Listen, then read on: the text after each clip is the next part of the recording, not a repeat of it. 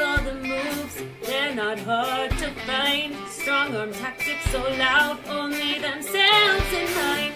Every player has dreams of making ORCA fame. They'll live on in the minds of those who get in their way. ORCA's all say, don't come for me. Mid-third boots, they're so vain. As we set up the podcast webcam, the party's here to talk ORCA game. ORCA King CK with delusions of fame. In this LRG world, he's the apex predator. Dani and Jules in tow, always ready to go. Now it's time for the show, they're the apex predators.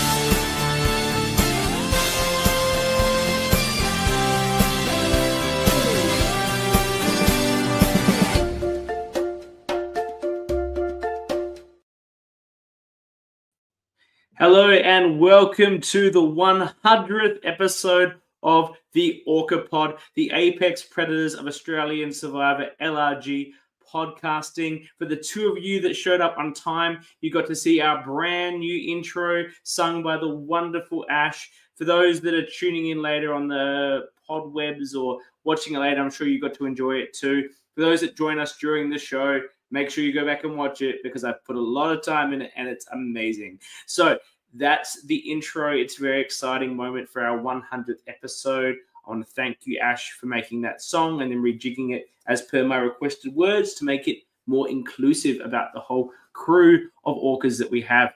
Before we get into our 100th episode, I have some thank yous that I would like to make for people that have helped us get to this place. You won't believe, you may or may not believe this, but timing-wise, you'll believe this fact because it's a fact. 4 years ago, almost to the day, I think to today, I played Melbourne Survivor 3. And 2 years to the day, it was actually released for the first episode.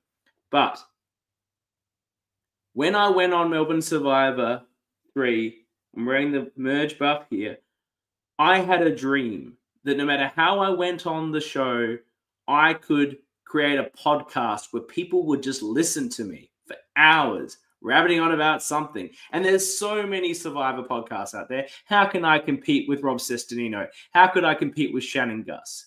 But I'm like in this small community of the world of the LRGs, I could have a voice and someone might listen. So even before I appeared on Melbourne, I had a dream of becoming the voice of the LRG world. And that dream has happened. My dreams have come true. And there are many people to thank for that. I want to thank firstly, my wife and kids who put up with me doing this every week. I'll be like, kids are like, oh, Daddy, can you play with me? I'm like, I've got a podcast to do, kids. So neglecting them, future therapy bills, what have you. Wife, very patient, very wonderful. I love you, Sophie. Thank you for your support.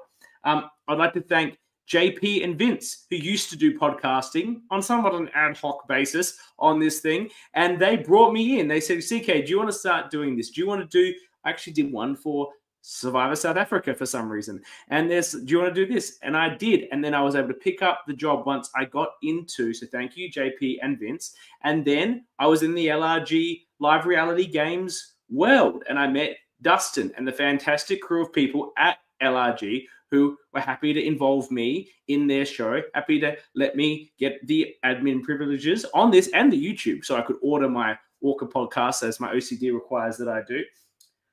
I'd like to thank next the people I started this podcast with, my original crew from Melbourne Survivor, Annabelle and Max, who we did the entire first season of Canberra together. Thank you so much for that. And Annabelle, who continues to watch things in 2 times. Now she's a big superstar doing real podcasts, still shows up and does the tea party. And I love you, both Annabelle and Max, so much for your support. Then we did 1 season, and the next season was my season. So I couldn't podcast about that.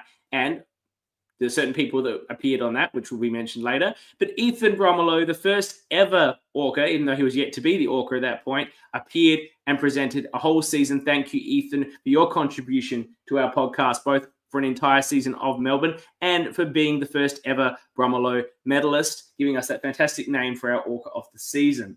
I want to thank all of the orcas that we've handed the awards to, who took it in such great spirit to be given this award, which, you know, some might find offensive, but really it's fun and everyone takes it in the right spirit, and we love you all for it, including, of course, the person who inspired the name, James Wolfe from Canberra Survivor 2, who we fell in love with in the first season that we ever podcast on, Canberra Survivor 2, where he talked about being the apex predator, the orca. It was incredible confessional, and we adored it and adopted it as our name because it was so fantastic.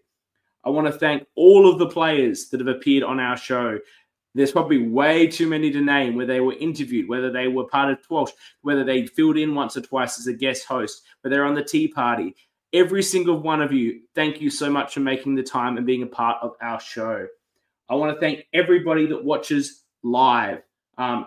I know people watch it after the fact, but having you here live and commenting is such a dynamic way to present the show. It's so much more interesting than pre-recording. I love doing it live. I love getting your reactions. Thank you to everyone who listens and watches live. We thank you too if you watch it after, but we love you being here live.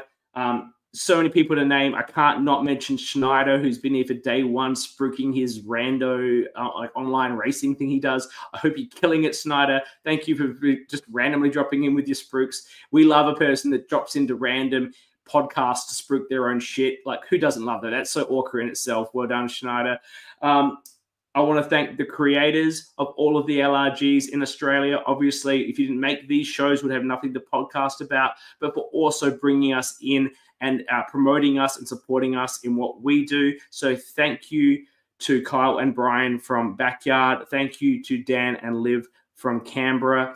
Thank you to Sam from Brisbane. Thank you to Eli from Sydney. And like last but not least, the person that's besides me that perhaps is credited for this existing is Liz. Thank you, Liz and Melbourne Survivor, for casting me and then giving me the opportunity to make this dream come true.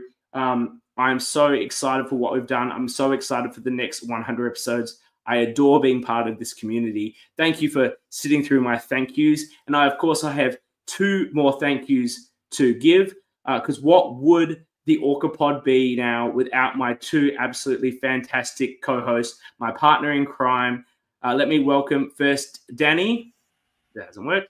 Dani. Hi. It's 6, 7, 8 minutes in, and I'm finally here. Thank you for your thank yous. My own thank you. Thank you for bringing me on, for trusting me to look after your season, which is how I came on to the Orca Pod. And I just love it, and I hope we get to do 100 more. And welcome, Jules. You're going to make me cry with all those thank yous? Like, that was beautiful. Well, we're a wonderful community, and we're the voice of it. So, and that's what we're going to be doing here today. As we've announced, every single person that we've talked about in the past, we talked about again, as Jules and I go head-to-head to name every single person who has played the 13 LRGs we have covered in reverse boot order. Dani, how are these points going to be scored? There's a bit of debate, of course, amongst the orcas on how we'll be scoring points in this event. I'm going simple, point for point, point for point. If you lose, the person gets to steal it. And we've got live scoring potentially on our thing. You're going to update that maybe after every season. What are we looking? Yeah, I can do that. Can you do it? I appreciate you working off one screen. I can do the scores if need be. No, I can edit your names. Do I trust you to update my score? No. Well, I can edit. No, I can do that. I'm looking here. I can and edit the comments. Dani's doing a lot tonight. She's going to be running the PowerPoint, bringing in the comments, because we're going to turn the comments off. There's one comment here. Who is it? It's Kyle. I've just got the private chat up. I cannot even see comments. Is this the one where you get to drink your money? That's a live event, Kyle, in October. But thank you for raising it. Orca drinks are happening in May for Canberra, May 16th. And then in October, they will be there for Perth. So put that in your calendar. This is just us naming players and seeing what our skills can do. Jules and I have a bit of smack talk before the show, so this is going to be very interesting. And I'd also like to thank my lovely co-host for this fluoro orca behind me that was sent to me by both of them. So thank you for that. You're welcome. We had to have something to celebrate 100 episodes, and thank you for bringing us on board, because we love it very much as you do. Excellent. All right, I'm removing the comments. It's all you now, Dani. All right. I'm in control. I'm suddenly nervous. Who's going first? Who's? Oh, Dani, did you decide who's going first, or do we have a way? You're gonna have to pick a number between 1 and 10, and whoever's closest gets to go first. You said 5. All right. I think Dani's gone a low number, so I'll say 4. 4 is my yes. number. See, I just rigged. Oh, rigged. Oh, please. Bring up the PowerPoint. Scorpio energy. We're just in sync. We're here. Can you see? Yes. All right. ORCA Pod, play a countdown. We are starting with, and we're going to go in order of, like, filmed order. So not necessarily released order, but a filmed order, I believe. Filmed order, okay. I think, was that the list I sent you? Was that filmed order or was that released order? The one I sent back was release order. What are these lists you're exchanging? I don't like the sound of this. I don't like this was just, I looked up the dates that the episode 1 was released on YouTube, and that's the one I went with. That was it. Mm-hmm. There's been no collision, I assure you. All right. Melbourne 1. I don't have pictures of the players, so we will be getting just names. Every other season, I have their cast photos. These people have already suffered enough erasure, Dani. This was their one moment to stand up in lights. Do you know how much work I've put into this fucking... Yeah, look, let's just... look, you said you did a whole bunch of thank yous. Dani, I want to thank you for putting this PowerPoint together. We had the easy job of just, like, memorizing 204 players in order. Dani had to put together the PowerPoint. So thank you. You're welcome. Kerry Lee is going to be on this in the comments, so disappointed to not see her photo. I don't even remember what sorry. I drew the line at stalking their Facebook profiles and finding old photos of them. If it wasn't on the official... Couldn't you screen grab off the episode? Yeah, I drew the line of that too. Okay. Just Melbourne 1 with a fun drawn... All right, am I just going straight into it? Let's go. So we're the winner of Sole Survivor was Toby. Hey, 1 point for Jules. All right. Are you scoring somewhere? How are you doing this point? Yes, I'm scoring right now. Well, second place was the enigmatic Nathaniel, who managed to score 1 vote for being Toby's less worse goat, I suppose. Look, I don't have the details of the vote count, but third place was Alicia. Alicia was the full goat. Nathaniel, I think, received the vote from Kath, from memory. I just remembered the names. I didn't look into the law. In fourth place was Toby's partner in crime, the person that would have really took him to the torch in a final tribal council. Dominating player. Would love to see her play back, but she was so bitter about this loss that she's never been seen again in the community, and that is Charlotte. All this, like, you can give all these facts. I don't know any of these facts. I just know that 5th place was Ian. Grumpy old Ian. So grumpy. Who's next? It is a 2-time player, Kath. And next is the host of Backyard Survivor, Kyle. And next is the most important player of the entire season. Winners be damned. ORCA of the season, the magnificent Kevin. And then we have 3-time player, Keegan. Following that, we have probably the most famous player of this season that isn't Keegan or Kath, who have played other seasons, or probably Rosemary. She might be more famous than Rosemary. I don't know. But it is the face of Melbourne Survivor 1 on YouTube. It is Nicole. All right. This is the next one is the person who should have really been 10th, because all the K's are near each other, and then Nicole breaks it up. But we have another K with Kerry Lee. Kerry Lee, who's in the comments right now, devastated by the lack of... I'm not looking at the comments, so I don't know. Are you cheating? Kerry Lee is not in the comments. I was making a joke about that earlier, but you're not there for the Kerry Lee joke. Yeah, but I'm just... Same face on. She's too serious. I mean, laser focused.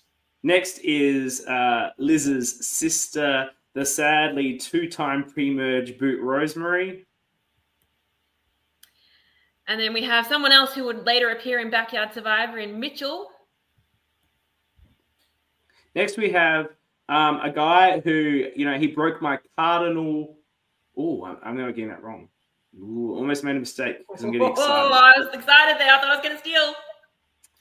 I almost made a mistake. This one is Lauren. I have no information on Lauren. And what you were about to say is the person who broke your cardinal sin of do not wear sunglasses. That is Cam. And of course, the first boot ever in any of these LRGs. Liz says she's an incredibly lovely person. Would love to get her back for a season because Liz is such a bleeding heart. This person's goal was not just, if she made one vote, she was happy. But sadly, she didn't achieve that, and that was Sophia. All right. We are 8 all, guys. Is there no comments from that? Like, surely everyone's just blown away by this shit. Was Mitch here for his one? Hey, look, he was here for his own. He was here for his own, but there's been no. They're just like cannot believe. Oh, like you're updating your own headlines, are you? Oh yeah, I'm doing it. So yeah. Anyway, it's a bit hard to see. As long as you update my score properly, my screen's too small. I can't even see. So I'm just. You can't see. I'm just remembering. Okay. Okay. All right. So do we switch orders? Does CK go first, or do I keep going first? No, because there's enough odd seasons that it will automatically switch from time to time. All right. So the winner of the first season of Backyard Survivor was Sally. Beautiful. Oh, look at this. This is some fancy stuff. Yeah. In second place, look, no offense to Sally, and to be honest, the top three were basically the same person with the exact same game. But I think in backyard lore, we all would have been happier if this person had somehow got an extra vote or two, and that's the amazing Amy. And was he a 0 vote finalist or did he get votes? I don't remember how many votes he got, but third place was Tyrone. This is some amazing work. Fourth place is she was a late minute call up. She didn't know she was going to play. She was the reserve. She was out on the town when she got the call. Did she go home early and get some sleep? No. She kept partying on and showed up hungover as fuck. Spent the entire game just an absolute mess, yet still won challenges. Still was able to play strategically at the end of the day and managed to take out fourth place. That is the amazing Emma. Very good. Now, fifth place, we would probably argue, was the MVP of the season. If the ORCA award was for the best player, that was who would have got it, but that's not what the ORCA award is for. Fifth place was Rosie. If there was an award for loosest unit of the season, or perhaps the entire LRG 13 series, I think this guy might get it. Let's talk about the remarkable Rem right here. Oh my, what is that for? Backing it up. Backing up what I'm saying. All right. Next up, we have, I've just got this image of the three of them sitting there holding hands. This one is David N. I believe his name is David with the hat. Can we get David N. His name is David with the hat. Damn it. Melbourne too. No, he was David with the hat. Well, you know, the thing there does not say hat. It says N. Sure, but I'm telling you that was what he was called. All right. The next up is there's two people who I watched them and they inspired. I watched Warren Diet and they inspired me to apply. So I'm like, this shit is amazing and I love these two people. This is one of them. I love you, Calvin. Calvin, you played badly in this season, so badly, but I loved you on Warren Diet. This next person flipped on her alliance and was awarded by getting promptly voted out. It's Rhiannon. The next person is someone whose name I always used to forget. Like, of all the ones I've had to study, this is one I had to, like, really sink into my brain. And he was a reasonably big player. I think he actually probably was a bit robbed of the ORCA, to be honest, but I just got so excited about the actual ORCA. No, he was not robbed of the ORCA. The ORCA here was promptly, was given appropriately. This guy had ORCA potential. He was really into himself, that's for sure. And that is, of course, Daniel. Next up, so now we're into pre-merge, the challenge beast. She tried to carry her tribe through, but was unsuccessful. It is Rachel. Rachel is someone I used to get confused with. Again, I had to study which one of these was which because they get booted next to each other and, like, you know, they were different people because, as you say, Rachel was a bit of a challenge piece, but this other person just seemed really, really lovely, perhaps too lovely for Survivor, and that is Tamara. You guys are killing it. hang on. Now you're throwing me off. Hang on. Hang on. Next is going to be. Next up is Sam. No quips about Sam? I was like mainly making sure that I got the right answer. I was not 100% sure that I was right. All Sam wanted was to get on the beers. Yeah. That's what his opening confessional was about. He wasn't here for Survivor. He was here for the party at the end. He was on those beers as soon as he was booted. He was on those beers in the battle back, and he was deep on those beers at Final Travel Council. Sam, he had a goal, and he achieved it, and he should be proud of that.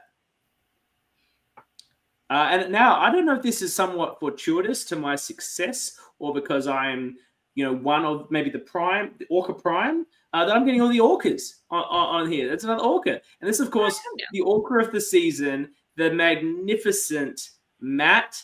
Orca for just complaining nonstop about everything, bitching to Kyle about the challenge, how it was so unfair, complaining about the heat, complaining about this, complaining about that. You lit up our screens for 2 episodes, Matt. We love you.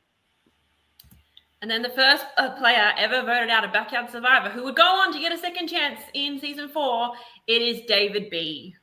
That's or David without the hat, whatever you want to call it. Yes. All right, so score check. No one's doing anything wrong. This is why I told you, Danny, we should do it like golf. If you get one wrong, No, it doesn't matter. Look, neither of us have missed. I'm on 16, you're on 15. Correct. Okay. All right, let's throw up the comments from that moment. So from that moment, we had Hungover Emma. Oh, she was amazing. I love her. Bring her back. Oh, sorry. Carl said not to be pedantic, but apparently Backyard 1 was first. Sorry, Carl. He has said that very thing on this podcast. Yeah, I believe Backyard 1 was first, but... So you should have been paying attention. No, sorry. That's for Ram. Most episodes. Ram was most episodes without a shirt, yeah. And then confirmed they are different people. That was Tamara and Rachel. Kyle would know. All right. Backyard 2. I'm ready. Now, I was going back to CK to start. Now, if I'm being honest about, I did watch some of Warren Diet before I watched Backyard 2, but I didn't finish Warren Diet first. I certainly tuned off after my faves were voted out. This is the first season I ever watched in my entirety. This is the first one that ever actually popped up on my YouTube, Facebook algorithm. It got me into this community. It is one of the best seasons. It was robbed in the rank down. It is dynamic and so interesting and gave us one of my, I think, the best winners we've had. And there's a lot of good winners. Generally, the LRG winners are good. But one of the best winners, and that is Jay. Fabulous. Fabulous player. Amazing. And then runner-up was Sarah. Sometimes you play an amazing game. Sometimes you're the darling of CK because you are a fucking epic strategic beast, making moves in the back like a faceless labor, henchman, making the moves, getting the outcomes, whatever they do. And you know what? You get to the jury and you sort of fuck up the Final Travel Council and don't own your game properly. And even if he did own his game properly, I doubt he was winning with that jury. But I adore you, Stephen. You were incredible. And so you should have at least got second place. No offense, Sarah. All right, 4th place. I would say this was the MVP of the season. His second appearance, and we will see him again one more time. It is Keegan. The only 3-time player. Fortune once again favors. I know. As soon as you went first, I'm like, oh my god, you're going to get the Orca again. The Orca Prime is being endowed with the Orca power. And I didn't control who went first. That was some random thing you guys cooked up to start off with. But yet it's all falling upon myself. And I get to again announce another amazing Orca. I believe the first female Orca we ever had. Won it basically on the tea party when she realized Stephen really wanted it. And she's like, no, give it to me. Fuck that guy. And that's where the votes went. Jess is number 5. And I must say, I don't think there is a better Final 5 than this Final 5 in any of the LRGs. It's a pretty brilliant Final 5. Absolutely. Stacked Final 5. And it's awkward that we say that when the person who is in 6th is apparently in the comments. We did see him earlier. We've mentioned him in Melbourne 1. Here he is again. It's Mitchell. He's devilish in name, but not devilish by nature. Next, we have everyone loves a sassy flamboyant man on their LRGs. And this guy would be in the running for probably the best and the most flamboyant and sassy. And that is the wonderful John. Look at that face. Just delivering the goods right there. All right. I'm going to struggle here because this is a double. So I'm going to... This is, and I will confirm this now, this is on Snuffage. On Snuffage. On Snuffage. Who was Snuff? Oh, no. Because I have a 50-50 chance. I don't know whose torch was Snuff first. I am going to say that it is Claudia that was next. Yes! I checked the Snuffage to get this order. This is... Eden, if you're watching, this is wrong on the wiki, so you need to fix this stuff. I don't know what's going on in that wiki. I know he's fact-checking it. And I know I could mend the wiki, but, you know... this is incorrect on the wiki, and I was watching this and I was like, Tristan, you fool. It's Tristan. They both get voted out. On this tribal council, it's a double tribal, and it's whoever has the two highest vote getters, and they both have 3 votes. And he stands up first and gets snuffed before Claudia gets snuffed, purely by standing and walking to Kyle first. There's no other metric here. There's not an ORCA, all right? Yeah. I was like, you know, wait for Claudia to stand up and get 1 extra finishing position higher. Like, what are you doing, mate? Not an ORCA. He doesn't care about that. We all care about... Well, to be fair, the wiki didn't exist then. But now that the wiki exists, people would care about this. Who is it? That's Tristan. I said it. Oh, see, sorry. All right, so now we're at 10th place. It is going to be our Battleback King, AJ. And now we have a legend of Survivor, an LRG. Not necessarily a legend as a player. Like, he was a good, solid player. But I don't think anyone else was the victim of a 3 correct idle play scenario to get yourself booted at a final, whatever, 13 or whatever this hell was. It was Jay's bestie to Neil. Like, absolutely robbed Goddess. Played her own idol for someone else. All votes negated. She goes out on the revote. Absolutely tragic. All right. The next one. So, again, we're going to pre-merge. AJ was the last pre-merger, but he came back in. So, the one before that. Is this Daniel? Oh, Jess's nemesis, Daniel. Who had all the plans except to bring his actual tribe mate in to actually try and make a move when he played an idol. A couple of tribals before this. Definite contender for the ORCA. He was very awkward. And okay, I'm just going to say you won't have the chance to steal. Just going to hit enter if you get it right or wrong. So it just means you get it wrong. The next person can't steal it because I can't see who's next. Okay. The next person, also a massive contender for the ORCA. This guy... One of my favorite moments in this season is when they do the running around challenge, hot pursuit, and they've got the weight. He drops out that 5 seconds into it. Yet when his team wins, his tribe wins, he celebrates like he fucking led them to victory and actually starts talking smack on the other tribe. That was the amazing Jake. We love the energy he brought.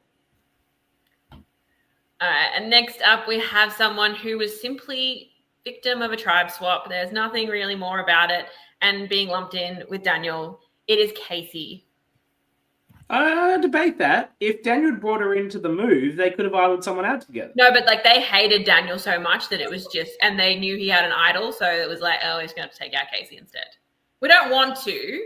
The girls didn't want to vote her out, but they it was only because Tennille didn't get the memo about who they're supposed to be voting for that there was even an errant vote on someone else. Yep, this is fair. It wasn't even a plan. Daniel, they could have done better on that.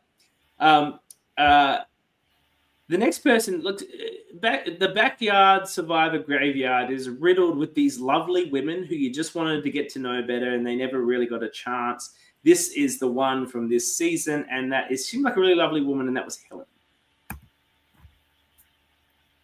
She thought they were going to go hold through with their everyone vote for each other thing, and she actually bought that. Too nice for her own good. Too nice for her own good. First boot in typical backyard style. Got a chance to come back for backyard 4, and that is Holly. What was her final words? Hope you enjoy bananas or something. Oh, because he took the bananas instead of the no, he took the idle clue and said, I don't know. But there was a hilarious bit where on Helen's vote out, like I think Kyle says something like, "It's our first blindside." She's like, "Second blindside." All right. Well, we finished yards apart. Amazing season. Can we get a score update, please? Yes. No one's missed yet. Yeah, no one's missed yet. So Jules is on 24. CK, you're on 23. You can bring up the comments. In the comments. All right. So we had a lot of Jake love. Oh, Jake love. All right. Jake was great. Yeah. Yes, Jake. Love Jake. Casey Phil. Oh, that's a spoiler. I mean, it's all right. It's fine. It's fine. Absolute all-star cast. That's a big comment from That's like Jess. the one season your family is not on. Yeah, big comment from her. Helen is lovely in person as well. Here you go. Yeah. Enjoy your bananas, Daniel. Yeah, there it is. Poor Holly. Oh, yes. Take it too soon. Holly. Mitch, you have some responsibility for that. You're wearing that colour. Fair. Warrendite. Warrender. The one that we spoke about for 3 hours, CK. I don't know how we did it, but we did it. I wasn't there for that one. That's close. That would be one of our longest running pods, right? The Warrendite? Yes. Rewatch? Yes.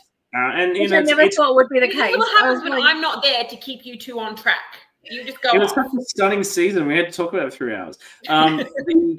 This season is called Warren Dirt for a lot of reasons. It looked like a fucking dust ball of dirt that they had to play in.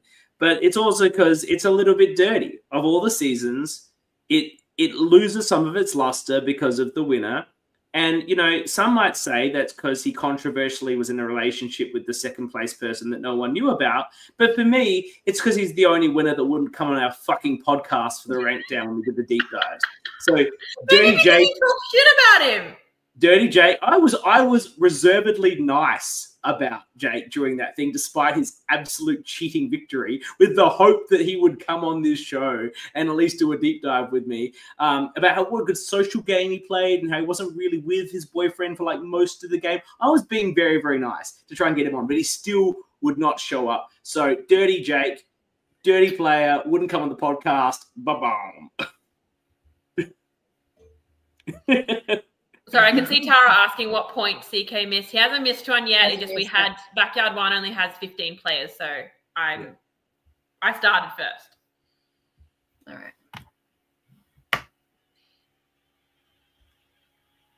Who went? Who's next? I've said Jake. I've called him dirty like 5 times. I'm sorry. All right, and then second place was his boyfriend, Nick. Secret boyfriend. What the fuck? All right. Third place, and maybe on the Tour de France scale, is the winner because the other two have been banned for doping. For loving, maybe. They've been banned, and the third place, say winner, is the original. I know we have the Baldock dynasty, but the original family dynasty of Survivor, Toby and Keegan's sister, Emily. All right, fourth place, we have the man, the myth, the legend, CM. And his bestie and partner in crime, unbelievable. You know, you start this season, you go, this guy would, if you told me he was making 5th place, I'd be like, take all my money. It's the fantastic Rancy. Almost first boot to 5th place, not bad. 6th place, we have Jason Muscles. When I found out that he and Kyle used to date, I fell over. It's like the hottest couple I've ever seen in my life. That's accurate. Next, this isn't an ORCA yet, but it's my. I said there were 2 people I watched in this season that inspired me to be a part of this community, inspired me to play, inspired me to apply for Melbourne Survivor. I got to talk about Calvin back in Backyard 1. Why are you looking at me like that? Why are you looking at me like that, Jules? No, Yeah, I like you're trying to trick me into saying the wrong thing. But I love this person. I adore them. I drafted them recently, and they had no chance in hell. This is the brilliant Tara. The look on my face was me trying to remember who comes next. Can we just take a moment? Absolutely take a moment for Queen Tara. We love her. No one, I don't care how many slide puzzles they run in LRGs, no one will do a slide puzzle like Tara did that slide puzzle. And the amount of smack she was talking before, like, don't worry, guys, I got this. Fantastic. All right, for 8th place, since we're talking about families, what about Liz's husband, Liam? I believe they were only sort of recently dating. Okay, they weren't married yet, but then her now husband. I think they were recently dating, and she he was holding on to this as like a replacement. That's when she knew he was her true love. Yeah, I mean, he made the merge, so he's dateable. Yeah, exactly. It was proven. I'm a bit sad about the boot order here because I'm going to miss out. It's the first time I'm not going to get the order. I'm going to get it this time. But a very, very savvy and strategic player that I think everyone saw as a massive threat, and I think she really was, and that was Ingrid. And I'd like to say about Ingrid is she looks like someone I would, if you tell me someone's called Ingrid, this is what I imagine. She was like very tall, like had that Norwegian tall, like, you know, I don't know if she's from Norway, but she had that Norwegian tallness to them, and blonde, while being called Ingrid. All right, 10th place. My first Orca of season 2. We saw him in Backyard 1. Here he is again. It is Calvin. Legend. Played a much better game here. Mm-hmm. Still wasted his idols, but it was more dramatic. Well, we thought maybe it was dramatic. Who knows? The footage is lost to time. We don't know. We only got the audio. So now we go to the pre-merge. And, you know, every villain needs their foil. Every Orca needs some poor hapless soul to just destroy their dreams, to suck them in, to steal their idols. And this was poor innocent Natalie, who suffered under Calvin's reign of terror. There's always someone who like foils under an Orca. Next up, I would say we're one of the hardest working people in the LRG community, and that is Vince. Don't let the banana shirt deceive you. Don't let the banana shirt fool you. He's such a sweet face. Yeah. I always felt that Vince did better in this season just because of how much of a presence he is later on. So when I watched it, I was surprised to see him go pre-merge. This other one is also someone I met when they were doing crew for Melbourne Survivor when I played, and they were incredibly lovely person. They were doing some like first aid, and I had a splinter, and they helped me with that. My poor little splinter. Absolutely lovely person. Did they call you a wambulance as well? No, she was like very caring.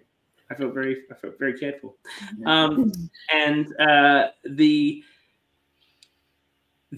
She goes in a very dramatic circumstance here. This is what probably the most interesting vote of Warren Dirt. It's both sides are trying to engineer a 3-2-1 and ultimately work out that's what's going on. They go for a flat 3-3. Then it's going to go to Rocks. And at that point, her old tribe turned on her because she wasn't really in their alliance. And that was the lovely Angela. Ange. Oh, we love Ange. Next, we had Jason Muscles. This was Jason with the hat. I couldn't remember the initials, so it's just he's just with that.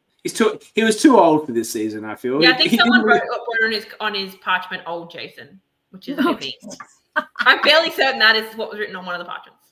Well, it would have been better than like less attractive Jason, which is also objectively true, but would have also been not very nice, right? And that's because Jason is more attractive than probably I'd say every other man that's played one of these LRGs. Jason Muscles, that is.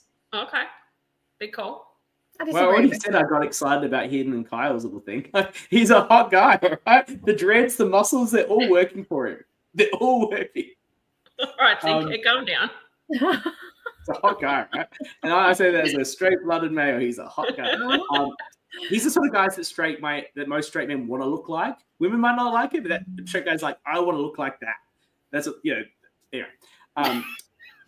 You digress. Who's next? Next is somewhat of a baffling player. It's a strange circumstance that she managed to not be the first boot. She almost wasn't the boot here, except that she was telling Calvin and co that she would just decide at tribal council who she was going to vote for, which is incredibly unreliable and not acceptable to someone like Calvin. But, you know, arguably, perhaps had more first boot potential than the first boot, but she's not the first boot. She's the second boot, and she has a cool hat, and her name is Steph. Cool panda hat. And the first boot of Warrandyte is probably one of the greatest first boots in the LRGs. I think there's only one other person who could maybe rival them for it, and that is JP. I think he is the greatest first boot because the person that will rival him, if we think of the same person, had an opportunity to remain in the show by way of an edge or redemption, whereas to actually be this iconic with only one episode, it takes something pretty special. Well, he was in a lot of other episodes because he hung around all the 2 days and filmed, which is like, well done. And then became just a cornerstone of the community, which is very difficult. A lot of people, I don't know, because I've not been a first boot, but speaking to first boots and some of them, they don't, it's hard to become part of the community. Is that we don't look down upon them at all. You know, you went out there, you tried your best. You know, there's no shame. But we're not them, and I think some of them find it very, very hard. You know, when they're big Survivor fans, this was a dream, and to go out there and go out first is pretty rough. So what JP has done with that, he's a great sport about it. He's always great jokes about it, and become such a huge part of the community is a real credit to him. Absolutely, 100%. The Warrandyte got a lot of love, guys. Yeah, bring up the comments. No, Jake was a great winner. Shush. But Emily deserved it. Secret relationship. Okay. Yeah. Don't worry, Tara. Comment thread is important. Dirty joke. Full of grubby players. Yeah. Grubby host too.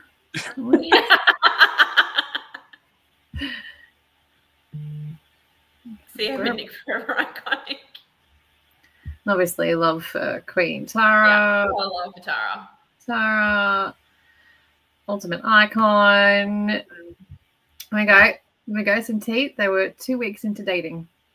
Wow. She pulled it in as a last-minute replacement for these.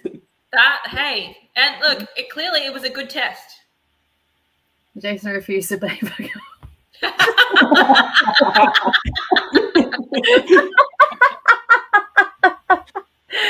Oh shit. Oh god. There we go.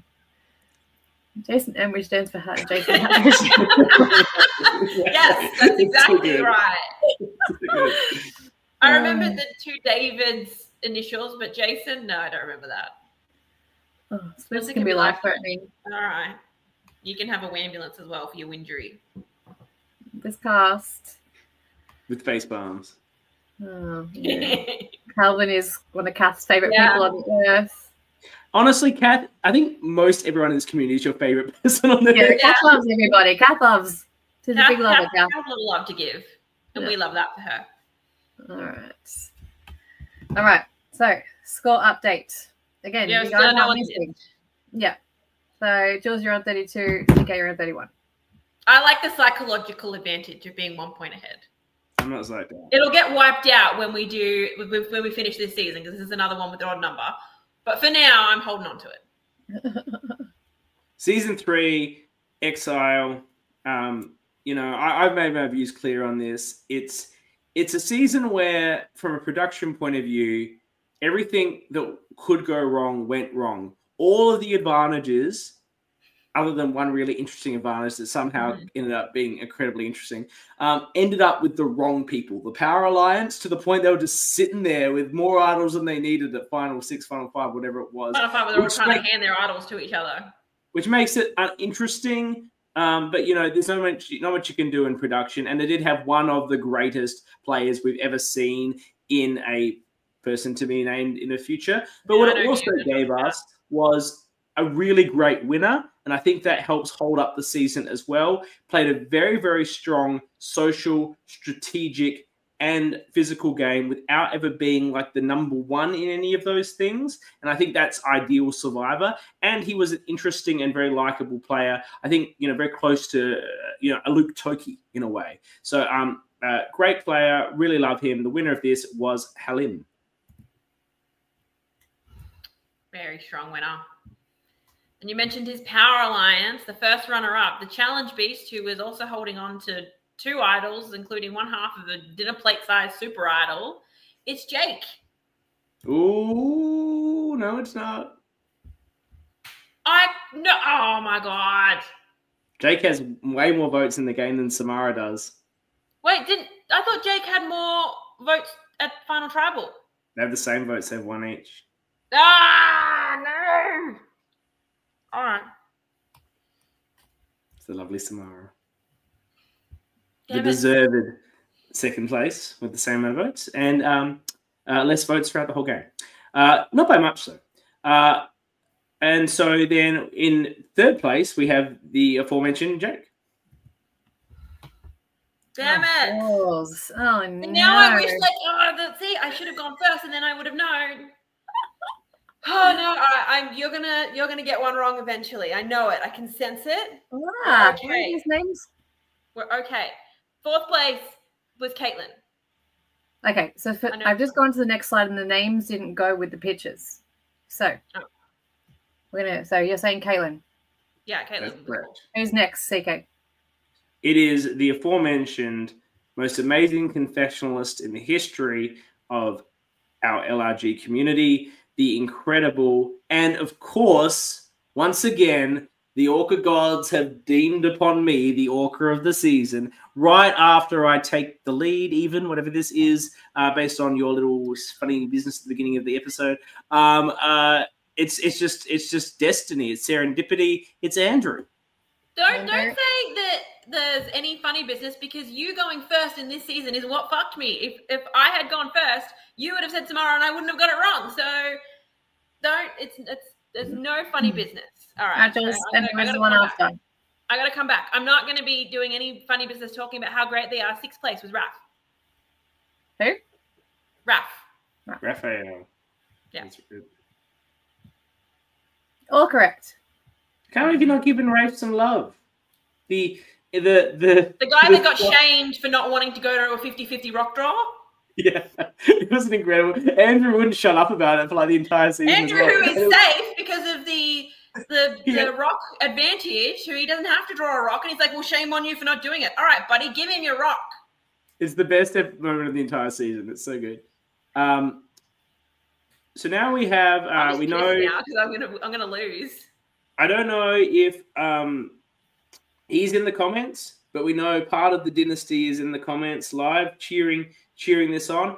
Thought he was a dead duck so many times and managed to squirm his way through to this position in 7th, and that is the fantastic Zach, who gave me a bit of a run for money on 12th. I think I won, though. He did. He messaged me wishing me luck before we started, so I'm fairly confident. He didn't fucking message me. Yeah, because he wanted me to win. No one messaged me. This is outrageous. Because they'll know that you're probably going to win. So they're just... Yeah. Where's the message, Zach? Get on the winning team. All right. I think it was Zach that actually voted for Samara. Could be wrong on that. Well, you voted for Jake. You voted for Jake. Yeah. So next is the person that I was pushing for to be Orca. He probably wasn't the level of Andrew, but I still maintain he had Orca vibes. It is Ben. Blanked on his name for a second. Ben definitely had Orca vibes. He was on the tea Orca party. vibes, yeah. You're on the tea party. You got some level of Orca going on. And following that is a player we've already mentioned before.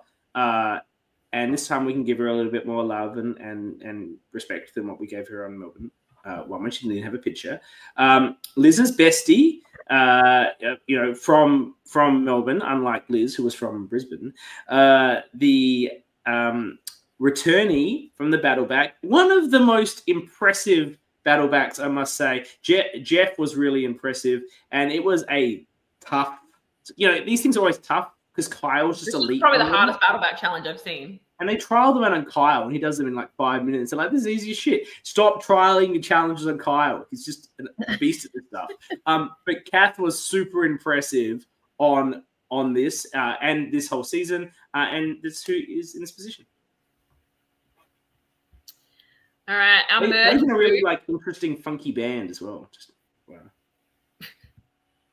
Our merge boot. She came into the merge like down in a very bad position. Her and Zach were against the world. It is Liv. Ah. Go back. Don't worry. I don't know, because I already have my spiel ready. I don't know if we've talked about this on Backyard, how there's this lovely woman who maybe's not cut out for Survivor, who ends up getting screwed every season. And I don't know if it's Olivia or it's Sammy. And I think it's probably Sammy, because Sammy got really fucking screwed when they got to choose who went to exile. There's a possibility that after all of Andrew's lecturing, Rafe might have flipped. But once they sent Olivia to exile, Sammy was a dead duck. She was fucked. Next, we have I believe, the first ever Australian LRG victim of a rock draw in Stephen. He seemed like a really nice guy too. Yeah, 50-50 rock draw. That Rafe had no issues with whatsoever. Rafe was more than happy to flip onto Caitlin. Yeah, more than happy. Too late, Rafe. You should have flipped earlier. And that's a lesson for those players out there. Flip earlier before you get to rocks. And now we have a bit of I think we're a star of this season, a really big character. She was on the Tea Party, of course, and that says all, and that is Maddie. Next, we have another very strong ORCA contender, I believe. In very early pre-merge boot. Managed to get to the swap and not much further than that. It is Jeff. Got to be the most interesting job title we've seen on anyone from the LRGs. The creative generalist himself, Jeff. He should have won the ORCA on that being his job title alone. Yeah. It sounds like something made up. Totally made up. The next person, when I did my interview for Melbourne Survivor, they said at the end, do you have any questions for us? And I think they expect you to ask questions about, I don't know, travel, how you get there, what the day might be like. My question for Liz was, why didn't you play your idol here? Like, you were so obviously going. And she had no answer. Sorry, yeah. That was my little question in the interview. Look at that baby face Liz too. Look what a baby. I literally asked that question. You're a dick. Jeff and Liz would not be complete without their third member of their trio in James. There's nothing like a 3-person power alliance when you leave 5 back at the camp. Optimal strategy. In an alternate universe, this was the trio that ran the game. And the first boot, and some of the first boots of Backyard have a rough trot, which we'll talk about. But this one really saw redemption at a later point after a very disappointing first affair. The very lovely Kiara. We love Kiara. We don't need a score update. We can move on. Well, we're even, I believe, because you. No, we're not. No, you're 2 up. You're not 2 up. 1 up. 1 up. I only missed 1. She missed 1. But you said no steals. Yes, that's right. Sorry. Yeah. So we're even. 1 up. Yeah. I'm even. No, because there were 17 here. So Oh. we should have been back to even Kelter, but yeah. Oh, well. Yeah, all right, calm down. Pressure's Let's get on some you now. comments. Let's get some comments while we have a break. For this You one. can't miss. I won't miss it. All right, let me scroll back, my loves. Okay, we saw that Zach was here. Just calls him the head of the dynasty. Isn't the dad the head of the dynasty? Apparently not, according to Jess. I'm saying it's that because he played first. Fair. Well, loved Catherine this season. Mm-hmm. Poor Sammy. Of course, Ash loves a rock draw. Good behavior for Ashley. Hot Steven. He was hot. Zach, my whole alliance on one page. Even Maddie was shook when she went. Yeah. Ash is sticking the knife in further.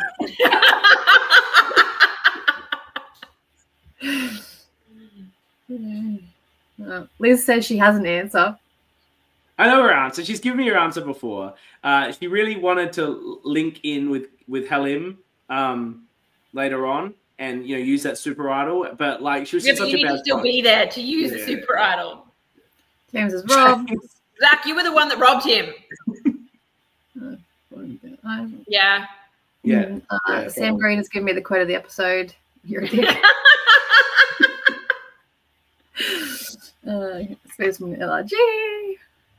No, Liz is saying no. Jess Baldock is the sweetest woman in all of the LRGs. I think it's Kat. She's the head of Baldock. Okay. Yeah. I think Kat's the sweetest woman in the LRGs. Yeah. All right. Where am I? We're loving all these comments. We're loving all of you being here live. By the way, I just want to take this moment. If you weren't here at the start, and I know most of you weren't because there was only 2 people here. Do you want to play the video again? Take a break? I want to play the video again. I'll play the video at the end, maybe. Play it again. But we have a brand new start video sung by the lovely Ash. It's amazing. Go and watch that. We finished. And I did about a 10-minute thank you to everyone. So check that out later on. All right, we're back to me going first, where I should be. So I can't mess up the runners-up. We're okay. So Canberra won. The winner there after a tied final tribal council and an additional vote is Jeremy. I can't believe there was a Ghost Island situation. It was. Where do we rank Jeremy and Liv in the hot couples rankings? Kyle and Jason. Do you guys know they're a couple? No, I didn't know they were a couple. Jeremy and Liv, like the host. Oh, no idea. I did not know that. That's I don't know if they're a couple at the time. That's a power couple. They're a couple now. I don't know if they're a couple at the time. They're a couple now. I found that when I did deep dive. Next, we have the guy that went in, the front runner into Tribal Council. And it didn't have a bad final Tribal Council, but Jeremy's was just so good that it put him over the edge, or at least to get to an even point where we had our Ghost Island situation. That was Brad. Brad, of course, famous for... Now I'm blanking. Did he push Keegan or did Keegan push him? One of them pushed the other. I think Keegan pushed when they were hunting for that idol. Oh, that was a brutal push. Fight. That's the most aggressive thing we've seen, a physically aggressive thing in any of the LRGs. And then our third place is the lovely Charlene. These photos are incredibly well cut, Dani. Like, oh, thank you very much. Look at the space between Brad's arm. Like, there's no pixels on that. That's some quality work. Oh, thank you. I won't reveal my secrets. But also shout out to the hosts who, if I couldn't find everybody's pictures, they were more than happy to search back through their computers and send them to me. So thank you to Dan for all of the camera footage that I couldn't get online, which was we love you, Dan. Thank you. Because for this, they were all with bright red backgrounds and things, and I was just like, that's not going to work. I need you to send me the original so I can your eyes. It was just not going to be pretty. So thank you, Dan. Fourth place is the MVP of the season, the person that absolutely would have won this game if they'd been at the final Tribal Council. I think a really valuable member, I understand, of the Canberra community from this day, and that's the and also I think the online community as well, in Outcast or Perjury, one of those things, and that's Ben. And fifth place is Hoppo. You got nothing to say about Hoppo? Brendan Hoppo. I'm just actually really trying to remember the next few orders that come up, so I'm not really spending too much time thinking about these players. I'm trying to remember. I would like to congratulate... I can't afford to lose any more points. I would like to congratulate Hoppo. For anyone that follows him on Facebook, he has decided to go on a weight loss journey. There's nothing wrong with the way he was, but obviously he decided that he wanted to perhaps be a bit fitter or lose some weight, and he's really just absolutely slaying that. So well done to you, Hoppo. Obviously this is something you wanted to do, and congratulations at how well you're doing it. Amazing. Yeah, he's looking good. The next person needs no introduction. They're here live in the comments. We heard them sing their dulcet, beautiful tones into the intro video, which you all need to go back and watch later. It is the amazing Ash. And we're talking about Survivor power couples. Ash and Tara. Yeah, that's a power couple. 100%. All right, the reason I had to spend a lot of time thinking is because the next one is a double. It was 2 separate tribal councils, so I'm trying to remember which tribal council went in which order. I believe the one that was second, which will be this person, was the hella complicated 2-2, and then we'll vote out this person because we can't go to rock because there's only 4 people. I think it's Alex. No! This comes down to me being in the wrong order. I'm going to go back and check that because I'm confident that Alex went first. Oh, Jules. No. Hey, look, at least I'm only losing because of doubles. Like, I know who goes in what episode. It's the doubles that are fucking me up. So it all comes down to the order. It's the 1%, baby. But you got to get that last percent. Yeah, I'm having to do all the double boots. Ooh. All right? That's the problem.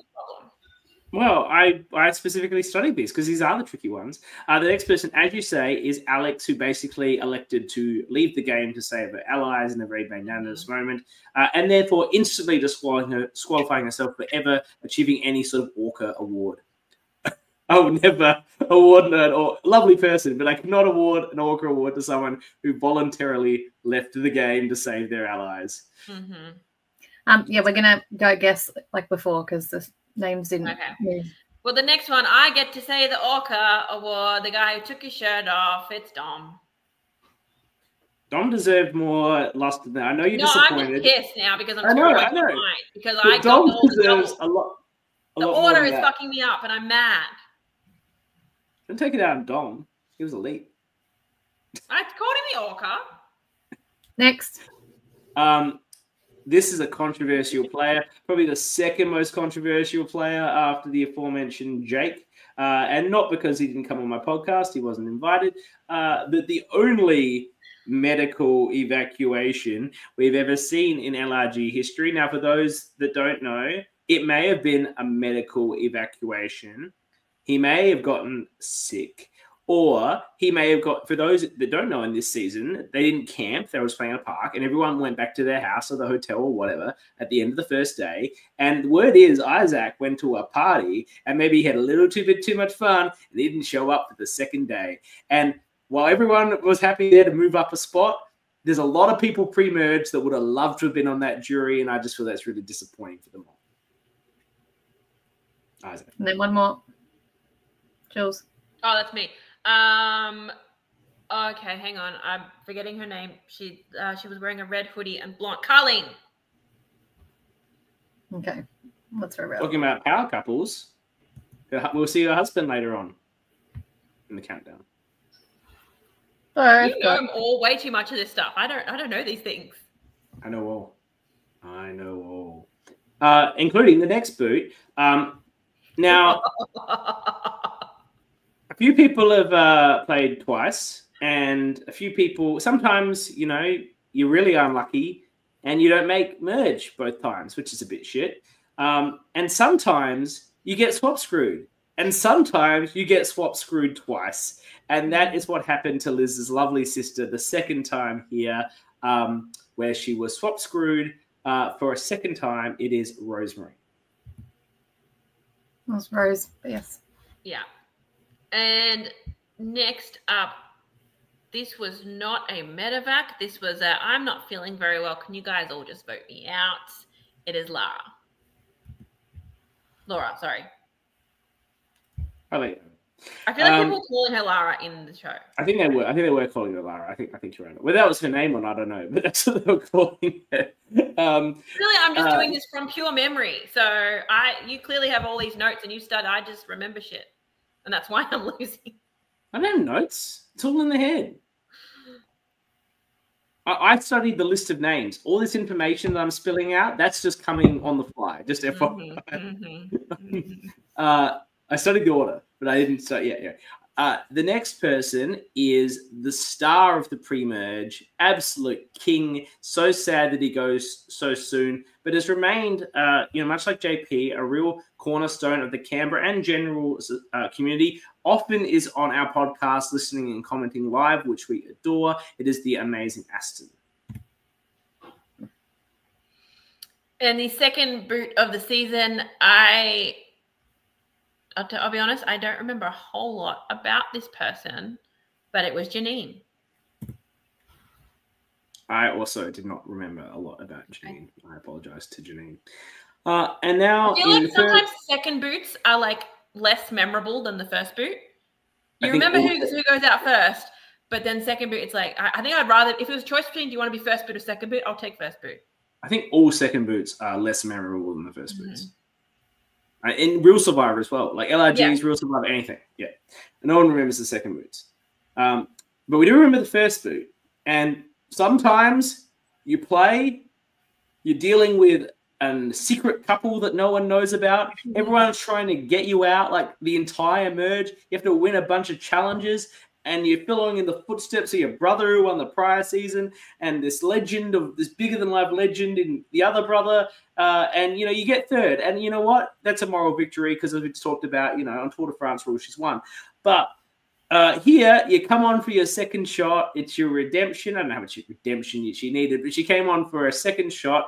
And just through a confluence of just a messy fucking tribe and a messier tribal council and people grabbing idols and whatnot, we saw Emily be the first boot.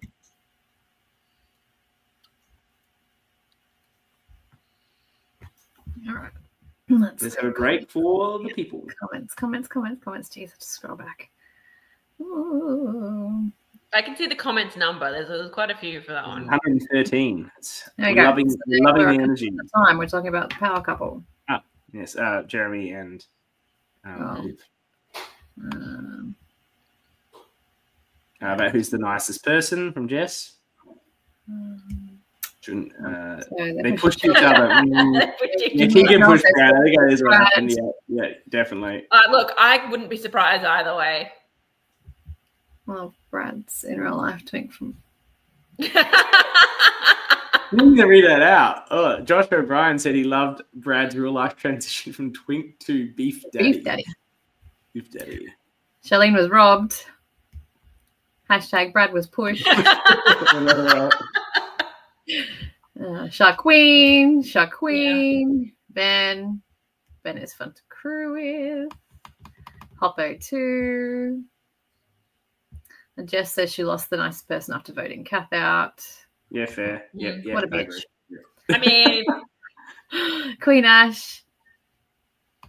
There we go. Apparently, if you pay LRGs together, you stay together, especially in Canberra. Beautiful. Oh, Kyle, when are we doing Orcas at War? Orcas at War. Oh my God, we would kill each other. CK has plans. Yeah. Just you wait. Not doing Survivor though. That's someone else's thing. We would murder each other. I have a plan, but there is a plan for a game of Orcas. Yeah, I would come in with one goal in mind to outlast CK. Party boy Isaac, the spot's a spot. Married at first tribal. Hey, Orca Mark is here running up. Okay, yeah, you're right. You're married. Man, the couples do really come from this season. Some love for Aston. It's giving Mary. Didn't really know Mary. Aston was a legend. And then can we take a moment for Dom's jury question? Charlene was so robbed. I don't remember Dom's jury question. No, I'm not good on jury questions. Future Walsh listeners. I did that ice cream thing once. All right. What is the score? I don't want to know. Yeah, I'm 2 down now. Yeah, I'm glad you can't steal, because then I'd be fucked. Yeah, it's too hard for me to look ahead, so let's just. The still doesn't work because you always say the other name. Well, you have in your case, yeah. So what is the score? I'm doing it now. Give me a sec. You're 2 ahead. That's all you need to know. You're winning. Am I going first? You're on 49 and it's me. It's me. Yeah, Jules is next. CK, you're on 49. Jules would be 48. Hang on. Right. Oh, because I started behind. Yes. No, I was 1 up before we went into Canberra because it was a 17-person season on Exile. Yeah, we should be back. We've given the most amount of answers now, and I've got 2 wrong. So you guys should be 2 ahead. Yes. Yeah, I just went backed off 1 down. You are. That's correct. Yeah. 50 to 48. Is that what we're doing? 49 to 47. Right, 47. All right. I need you to get some wrong. Like, What is the score? I need to sabotage you in some way, and I don't know how to do that. So, but the winner of Backyard 4 was Sal. Played a great game, multiple idols. He was one of the biggest threats the whole way through, but they just left him. It's fine. We don't need to worry about him. But he kept bigger threats in front, actually. Let's be real. He kept other people that you're about to mention were bigger threats. Well, I don't think the person I'm about to mention. But. Oh, I know this already, so it doesn't matter. Yeah. But I think the person I mentioned, well, were they a threat? They had the comeback story absolutely annihilated at Redemption. And then, most people That's not who I'm thinking of. would feel besmirched by the original tribe voting them out and not just run back to them and vote with them for the next 6 votes. But that was her strategy, and it got her to the end, to 2nd place. The vivacious, I'm just being alliterative, Valentina. Okay. And then Jules. And then 3rd place, our confessional queen. Like, she knew she wasn't winning the game. She didn't give a shit. She was just there to have a good time and just be absolutely fire in her confessionals. If we're going to be alliteration, the joyful Joe. She was joyful.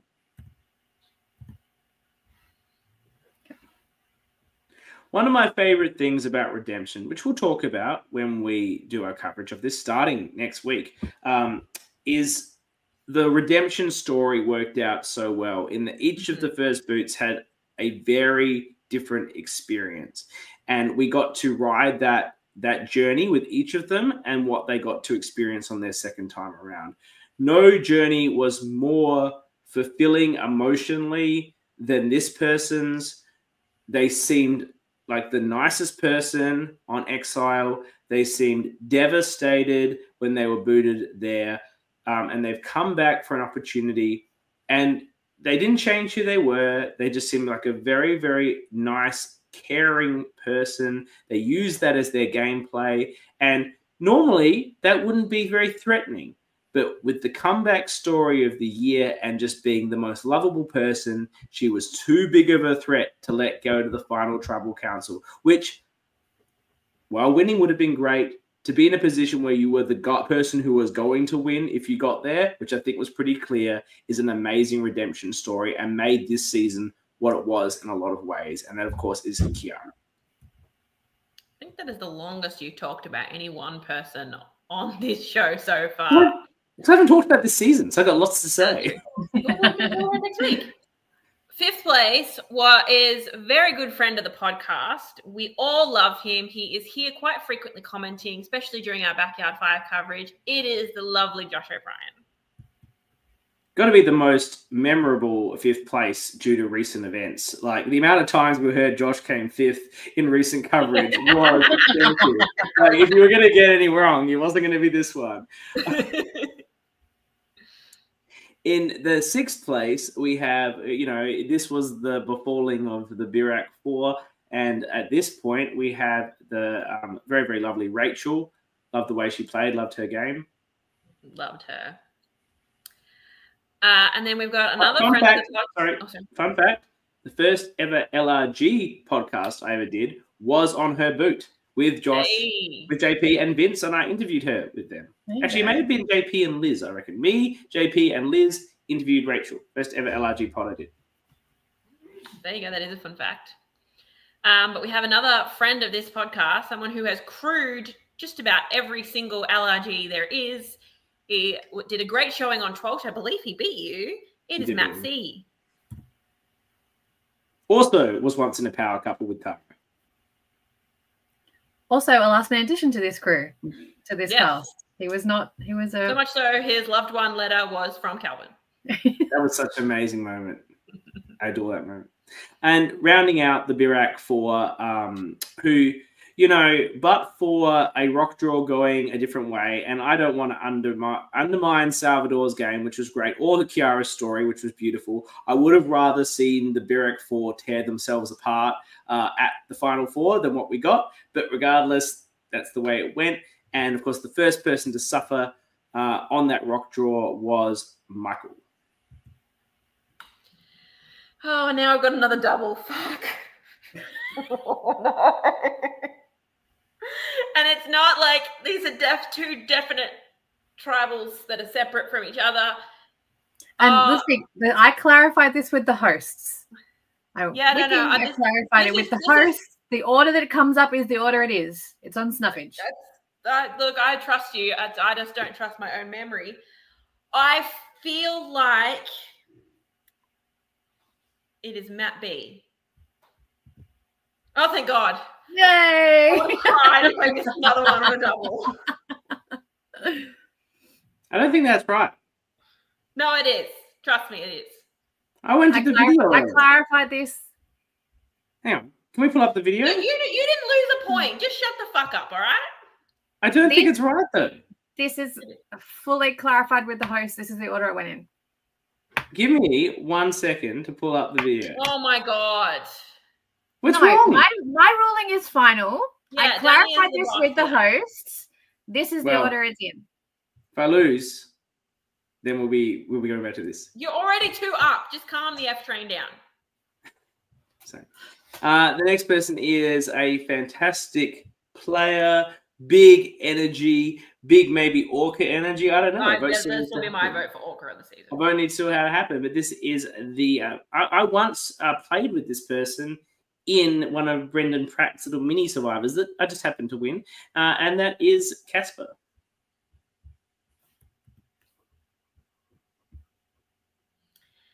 See, Kyle's saying it's correct. If Kyle says it, it's true. If I say it's true. So before the double, the last person to go, another person who I think could be a strong ORCA contender, maybe, is Fu. She was a lot of fun. That's probably why I want to vote for her for ORCA. Sorry, Jake. I'm straight. Still straight. Funny. But gay, actually. But you know what I was doing. It's this one is Jake. Yeah. Okay. Now it gets funky. Redemption makes tricky. This is where it gets tricky. To clarify, and let's just make sure we're all on the same page. In my view, it would be obviously if you lose the challenge and you're out. But because this had people losing the same challenges and sort of being double booted, it goes on who was actually voted out earlier is further down the chain. That makes the most sense, I think. Is that what you've gone with, Danny? I've gone with Wiki. Okay, good. So we could be wrong. The Wiki is correct on this. All right. Well, look, I believe the person that lost that final redemption challenge that was the most recently person voted out was Dan. What a character this guy was. He was great. Loved him. He has ORCA energy too. That was a big blindside, his vote out. Massive. He could have done some real damage in the merge. I think it could have been really interesting. And we talk about the redemption stories, the multiple redemption stories of this season. We have Kiara at the top end, and we have one being around this middle merge position. They have to fight hard through the pre-merge. They fight hard through a swap. It doesn't quite get them there. They bring a lot of chaotic energy. And I loved seeing this from this person because I think this was always in them and we never got to see it in Backyard 1. But that chaos was there. And that is, of course, David still without a hat. It says a lot about you when you see someone you know in real life and you go to them and say, hey, maybe this is a secret thing we can do. And later. they go, nah. And they go, no, I want nothing to do with you. I don't want to do that. I don't want to do that. All right, next we have some, okay. This is what I think is the person that's next.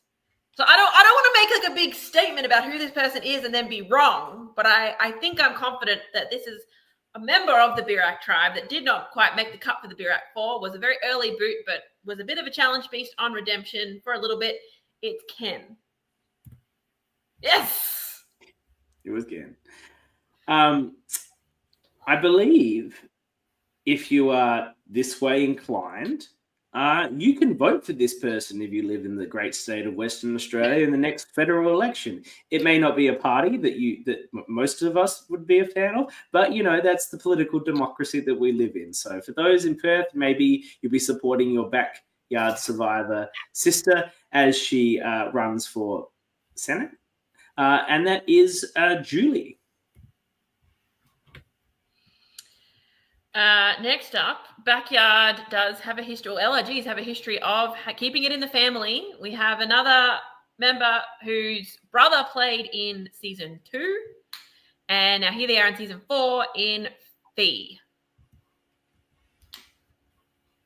I liked Fee. I think she could have been really good. I think, yeah, there was a nice little boys club happening. Boys club plus Foo, and then she was kind of on the outs. Now, for the first boot in what is the most tragic heartbreak thing to ever happen in an LRG. Francesca. I remember watching this in the real time, and I remember messaging Matt Chang saying, I cannot believe you, Francesca. That was fucking savage. Look, the Birak 4 aren't all to blame. I think some blame also sits on Fu, who production gave an idol, clearly intended to save whoever the fucking returnee was, or whatever tribe they were. I've talked about this with production, and they were equally shocked it went to Ken. And of course, then Ken gets booted, and I don't want to feel bad about poor Ken. You know, he would have been the first boot. But the savagery it takes to Francesca someone in a community-based YouTube game is ideal, and that's why I would have loved to see the Birak 4 savaging themselves in the final 4. It could have been incredible, but they did it here. I don't think we'll ever see a more brutal move, and it's only made more brutal by Holly's confessionals and Brian's tears. It is just sadness personified. The emotional journey that is redemption ended with Kiara, but it started here with the saddest moment in the history of LRGs. It was Holly. You got to say the name. I said it multiple times. Oh, okay. Oh, savage. That's so mean. So mean. All right. Oh. Yeah, I agree. That twist of like, hey, give an idol that only is good for one round to the tribe that goes to tribal first. Yeah, give it to the returnee, please. Look, and maybe I could look, and this is nothing about David, but I could see them maybe not giving it to David. But like Kiara and Holly seem like the most genuinely nice people. Just protect those beautiful flowers. What are you doing? What are you doing, Pooh? Zach says Kiara would have swept the jury if she made it. Oh yeah, absolutely. One of the few times Mel was bald over an LRG watching Holly's boot. Mel loves Josh. Josh loves. Who's he loving us? I think it's only the Birak people, 6 player icons. Yeah. Stop giving things away, Laurel. Mitch has a fun season. Girl love Rachel. Best alliance in LRG history. We could do a ranking on that one day. I think it's a pretty good one. I think it's a contender, definitely. Yeah. Chang. I think it was because it was like 4 very entertaining characters. Yeah. Yeah. Just want to reiterate this. They went to rocks for each other. I'll go on the video later. Josh, I'm sorry. I know your game was too sneaky, Josh, too Josh, underhanded. Josh, if you missed the video at the start, there's a line where people dream of being orcas one day, and I've got a picture of you. I don't know what that's going to mean, but you're in the starting sequence on that line. Yeah, there we go. Go back. We got that comment again. The one that Kyle just said. Casper will take a seat on the jury and then see Salvador play the idol that Casper kicked on the floor. There you go. Proof. Yeah. Thank you, Kyle. I think what's confusing me is I had to reverse that one because it was wrong on the wiki. And then I looked it up and I'm like, this is wrong. So fix that, Eden. Dan's Plaza, favorite LRG vote. Yeah, I today. was like, I remember when I was watching that, I was at work on my phone, and I was like, because even I didn't see that one coming. I'm still sorry. Lovely girl, and it was the right choice. He's still playing for the ORCA here, guys. They vote out Ken to vote after. So you could have switched them, and it makes zero difference for the Barack 4. It's like to give the holy idol too. Yeah. Oh, goodness. What a moment. All right. Score update. CK 58, Jules 56. Sounds Yeah, right. I know, I'm losing. And because I'm going first, I'm going to end up on all the doubles, I believe. So this is going to be a struggle for me. And you're claiming that I have an advantage by going first. No, it's a disadvantage. But anyway, we're going to go into Canberra 2. Hold on a sec. Give me just All right. switching. Yes. We good? Yes. Soul Survivor. This was her second If you time get this playing. wrong, there's a problem. Yeah. Yeah, second time playing, but first time we actually saw her play because of Melbourne 3 taking its sweet time, but it is Ma.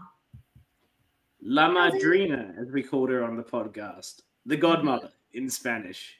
The queen. One of the most dominant games I think Yeah, you're likely to see. Very out in front, like, why aren't you people voting her out kind of game. Yeah. Yet to be covered on the podcast coming up sometime in the future. As in ranked one. You can't trick me there with your half names. You're not going to trick me. Because the name on TikTok isn't there. The other name is there. You can't fool me, Danny. You cannot fool me. You cannot have the alliance down there. I know what's going on with you, Julia. And of course, we talk about love in Canberra Survivor. We talk about it makes more love than maths. She's met her now fiance as the runner-up, and that is Nick. I especially love that it was a very intense rivalry through the show, and that turned to love. Like, that's beautiful. Yeah, like, she does not say some nice things about him through the show. There is no love during the season. Nick, of course, famous for designing many of the logos of various seasons, which he does an incredible job of. He even designed the logo of this season, which he was on. Don't know how that worked, but he did it. Yeah, you don't need to know anything about the season to make a logo. True. But that's how he got on. It's like, Dan, if you cast me, I'll make you a bitchin' logo. Yeah. I mean, DC made the snuffer for Backyard 5. He did. But we're talking about Canberra 2 right now, and third place was the lovely and probably the strongest person in the LRG community in Sophie. Deadlifting beast. Her gym stuff's out of this world. Love it. And she's a regular watcher too. And that's why we've noticed that picture of her doing that massive deadlift on a regular basis. Yeah. In fourth place, we had Mars right-hand man. I first met this man playing a game of The Weakest Link that Billy Stevens ran while we raised money for Melbourne Survivor? I don't know. We're raising money for something. I actually went to the end and lost to Brienne. I could have dragged Max and won, but I was trying to raise more money for the final. So I bought Brienne and she managed to beat me. She was dating Billy at the time. It was probably as rigged as what's going on down here. But regardless, the thing about Weakest Link is you vote someone out, and if they don't get voted out, you just keep voting them out because you don't want to put other targets out there. So I reckon I wrote down this person's name about 8 times during the course of the Weakest Link before I finally got him out, and that was Michael. Lovely guy. I've met him a few times now. Fifth place is the person that the sixth place person could never remember the name of. It is the lovely Anna. I think her name is Amy. Amy. And I think we can get back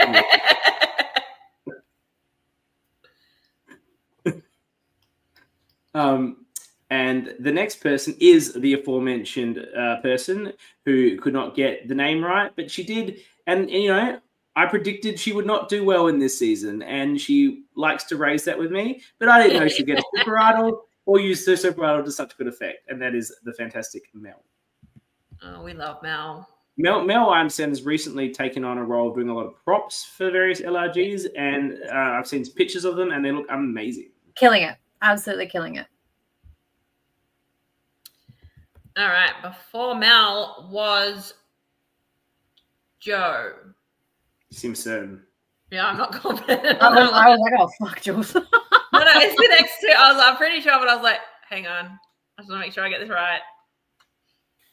Joe played that little fun game of, I don't really know Survivor. And then people start wondering if that's true or not. She's going to drop some sort of FTC bombshell that she's like the biggest super fan. She didn't really know the game. And I don't think Nick ever really truly forgave her for voting for him.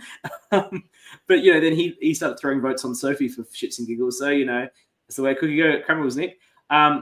Next is, it's got to be the guy with the best hair and beard combination in the entire LRG community. There was a rock band once upon a time called the Beards. They're a sort of a comedy band, but they did pretty well. It was pretty fun.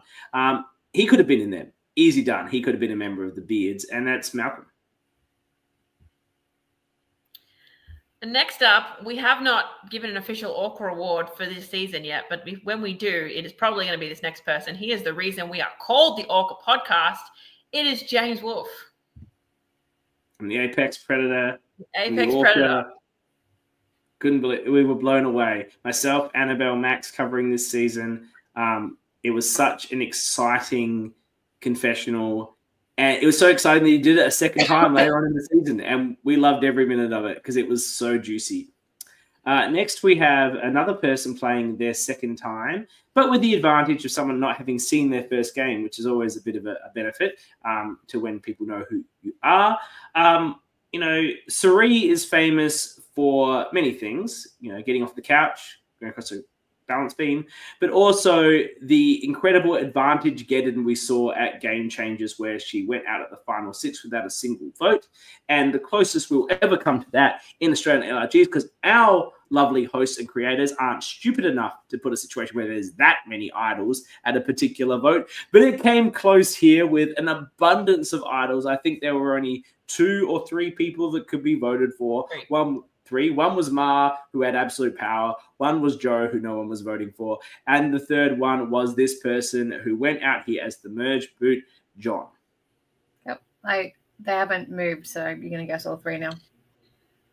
Can we swap orders? Because I keep getting all the double boots. You want to swap here? I'll swap. Yeah, let's swap. You take it. I think I know this one, but you take it. This man needs no introduction. This man... You just got to introduce this person. All right. He's a man that goes by many names, but they're all the same name. It's Banfield v. Banfield.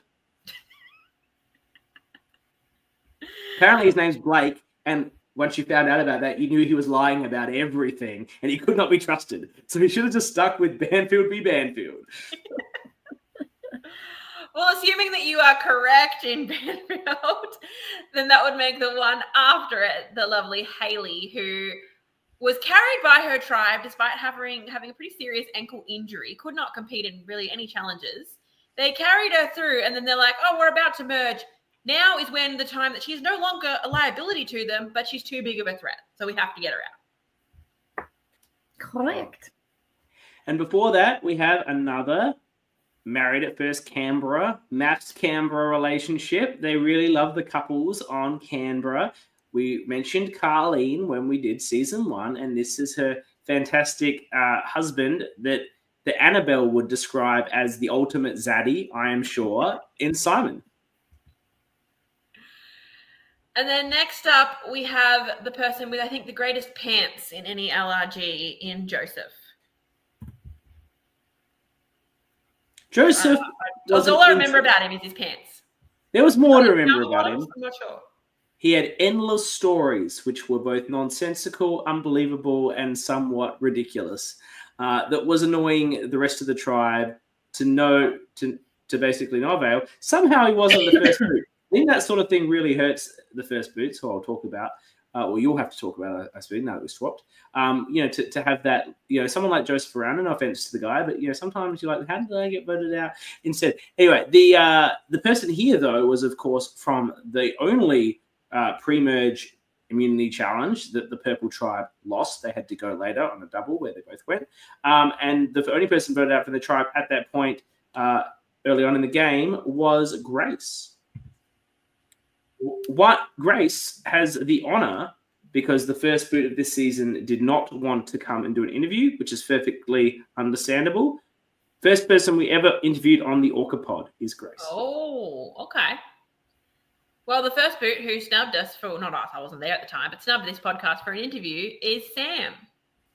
To be fair to Sam, she snubbed everyone. She didn't even go on the On Brand podcast. She was particularly, I think, devastated by being the first boot. Yeah, fair. It's not easy. All right. The score remains with myself with a 2-point lead. 67 to 65. As we bring up the comments and take a small break. Loving all of your action. I don't know what you're saying, but I see the counter ticking up, and it's very, very enjoyable. Hot Mama. Who was the Hot Mama? Mark. Yes, The best LRG winning game at that point of airing. Yeah, I think that's right, Josh. I'd agree. I would agree. There you go. Kiara does a logo, so backyard. There you go. There you go. I didn't know that. There's something I did not know. There you go. Michael equals Michael, Anna equals Amy. Mel is the Pops Queen. Yeah. There you go. Mel's a lot of people Survivor Mama. A lot of love for Mel. I think we're talking about James Wolf here. Josh is being particularly savage. I don't know if I want to. Oh, what? Oh! Wow. We didn't know that. Grace is season 1 Janine's daughter. Oh, okay. Keep it into the family. All right. Yes. Actually, I did know that because I think Janine was sort of there in and about the interview when we did it. But I've forgotten. I don't think I remember who Janine was, but I do remember her mum being around. And maybe they mentioned the relationship in that interview. That was like 2.5 years ago, so I don't remember everything. All right, so I'm going first here. In the magnificent people you know, one of the most impressively edited seasons and certainly the most impressive first season off the rack out of anyone in the community. I think it's so impressive because Sam spent about 3 years editing it. And I think that's why we're waiting so long for Brisbane 2, right? Because Sam is a perfectionist and I'm sure it's going to be incredible, but we got to wait a long time. But, you know, I think it'll be worth the wait, right? Probably. Watch it come out before Sydney and Melbourne 4. Everything's going to come out before Melbourne 4. And I think that's also a creation of love, where the person we understand. Wants to make it perfect. But sometimes near enough is good enough, you know? Like, I just want to see the players play. We just want it. I just want to see the players play. Still Survivor. Now, you know, when you cast people you know on a season of Survivor, someone you know is going to win. When 2/5 of that season are your family, there's a good chance one of them is going to win. And that's exactly what happened as Nick Green took out the inaugural win on 2/5. I think you mean 1/5. Yeah, 1/5. I'm a word person, not a maths person. I'm a lawyer. You went to say 2 people, but then 2 out of 10. Yeah. I just said I'm a words person, not a numbers guy. All right. All right, well, the runner-up, the only runner-up, I can't get this one wrong because it was a final 2, is Kyle. The surfer dude. He was a surfer dude. And what's better than one member of your family in the final 3, but the other one, to be honest, I would have loved a final 2 with them. No offense to Kyle, but I think the final 2 of Lily and Nick would have had that brother-sister. I think Lily would have wiped the floor with him. But there would have been they would have been going at each other with Sam having to mediate. And I'm pretty sure that's probably their entire family life. I reckon it would have been. With Sam mediating. So I think it would have been an epic ending. But I feel like Lily was going to win. And so she gets taken out in 3rd. And then 4th place, we have her ride or die during that game was Liam. Liam was a savvy player. He wasn't the most interesting on camera, but very savvy, knew the game, very strong. I mean, they came into merge with pretty bad numbers, so. There were 10 of them to start. What can the numbers be? Anyway. They merged with 7, and it was like 5-2 or something. It was bad. Now, this next player loved Survivor. Some of these people I don't think I'd ever watched Survivor before, and was there to play a big game, and I think struggled when everyone else was just doing something else, and was incredibly frustrated by incredibly frustrated by the game everyone else was playing, and she let everyone know that, particularly on the way out, and that was Andy. And I'm so happy that we swapped our order because it means I get to give the ORCA of the season to the lovely Tyler. Queen Tyler. Queen Tyler. And following her, that's, believe it or not, the merge. It's not the merge. Oh, could have made a mistake there. This person, I don't remember a lot about them, but they famously asked the Final Trouble contestants what flavor of ice cream was their favorite, which I only remember because it was a 12th question where I had to work my way through the whole of this cast to like reason it out, and it was sharp. You stumbled your way there and then eventually got it. This next person, I believe, fucked themselves over and essentially got themselves voted out, if I'm remembering correctly. I remember there was some controversy with their boot. It is Alex. I like Alex. I think he had good value. Did he tell it after the swap? He told people that he had an idol, but he did. I don't know. There was something. I think he was trying to say someone else had the idol, but he had the idol. He was trying to. Oh yeah, that was a whole mess. He had the idol. Yeah, he was playing like 3 different games at once with 3 different people, and they all compared notes. It ended up being a 2-1-1 to get him out. Yeah. Look, I won't say the first 2 boots in Brisbane Survivor are somewhat interchangeable, but the first 2 boots in Brisbane Survivor are somewhat interchangeable. And this is one of those ones I've really had to like study the names. And I believe this one is Georgia. Thought there was a chance of me getting one back there. And then the first boot in the first episode, I don't know how many times we heard from everyone else just how lovely this person is and how they all felt so bad for voting her out. And it was Haley. But she's a lovely girl. That's all we heard. Haley? No. Just what we told. Well, I guess that's the danger of playing a game with people you know. Sometimes nice girls do finish last because, you know. Well, yeah, I think it's hard to vote out people that you know. And when it's only a cast of 10, there's not going to be like a dud that's the easy first. But that's kind of like how I'm feeling about Australia versus the world coming up. Like, I'm going to be sad every time someone gets voted out. Oh, come on. There's some, like, you don't even know who that Finland guy is. He can go first.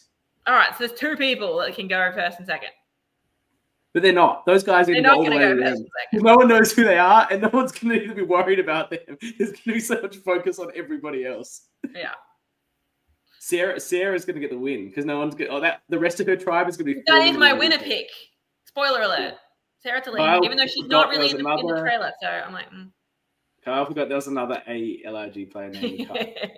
There you go. You're not the only one. Anybody's higher than me, so it makes me the Kyle that sucks. I mean, he doesn't host a podcast, host a show though. So, any more comments worth bringing, Danny? That was it. And Sam Green Tea talking about his childhood.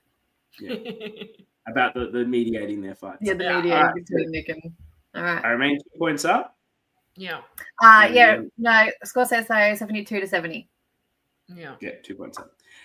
Now, if I get my own season that I'm wearing a buff for wrong, it'd be pretty embarrassing. And, you know, you do remember. This was the first season that I podcasted about. Sure. I'm sure we will both get them all right. No, I'm just saying, like, this is nostalgic.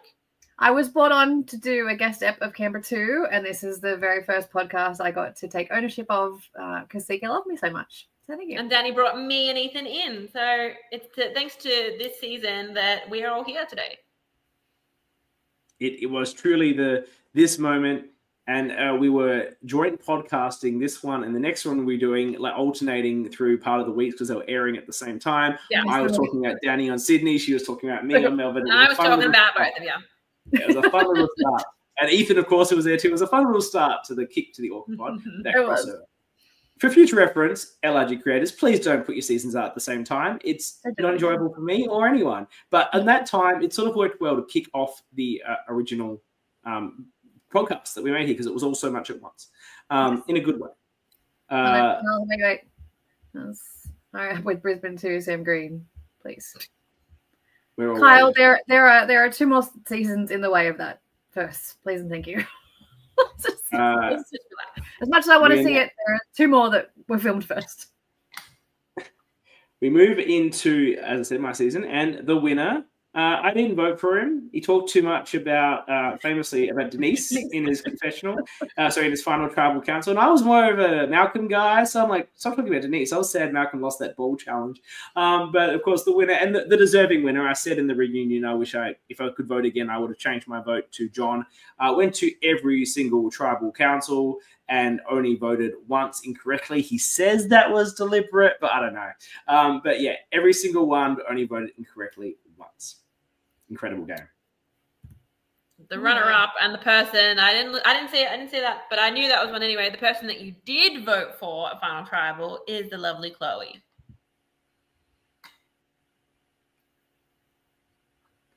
And in third place, I was there. His Final Tribal Council was actually surprisingly good for selling what was a bit of a nothing game. But this podcast has been known for its savage takes, and they're also known for my takes being incorrect, apparently, which people love to parade upon when they come here. But this was both a correct take and incredibly savage from the first Bromelo medalist, yet to be named that, of course. But Ethan Bromelo sat on this podcast and at the merge, where Dale received one vote, said to the two of you, that will be the last vote Dale gets for the entire game, and that includes the 0 votes he gets at Final Tribal Council. And it really set the bar for savagery on this podcast. And it was Dale. Oh, dear. Ethan Bromelo, we love you. Love you so much. Yeah. Again, you're trying to trick me. I saw one name, but that's not who's next. No, it is not. Fourth place was the woman who wanted nothing more than for someone to go to Rocks. She didn't get it, but it is Caitlin. I would have preferred that she wanted an overly aggressive man to sort of corner her and try to get her to vote with him. That would be my preference of what she wanted out of the game. But yeah, she liked Rocks instead. Yeah. I don't think I was trying to make Rocks happen at Merge. Blame Dale. I wanted Rocks at Merge. Anyway. And then who's next? The absolute challenge beast. I adored this woman when I played with her. She couldn't figure out if I adored her or was just messing with her half the time in the real time. But I did absolutely adore her. I thought she was an incredible woman, and that is Kate. What a warrior she was. Mm-hmm. And then in 6th place, look, we haven't given an ORCA for this season. This is going to be a tricky one to do. There is a lot of contenders. You are a contender, but I would say this next person is a very strong contender in Laurel. Doesn't have the strong arming tactics. That's what I'd argue. Better player than that. I literally forced Caitlin up against a wall. It's the definition of strong arming. I chased pick her tribe and chose it by who would walk a runway the best. Like, that is very ORCA. I chased Laurel through the forest. Yeah, that is one of the best. That is my favorite scene in any LRG. I could watch it again and again, and I think I would still almost wet myself laughing watching it time and time again. Hilarious. And just you chasing her, but then cutting back to Tash and Kate just sitting there being like, coffee. I'm having a coffee. It's a good moment. The season is filled with good moments. What is not a good moment is this person outlasted me. What was my one regret? That I didn't finish higher than Brady. Sorry, Brady, I love you. All right. And next, this was a double, but this was one after the other. So I know this one was Tash. And the ORCA gods have once again allowed me to do something I never get to do on this podcast, and that's talk about myself. Imagine if you got that wrong. I know when I got booted.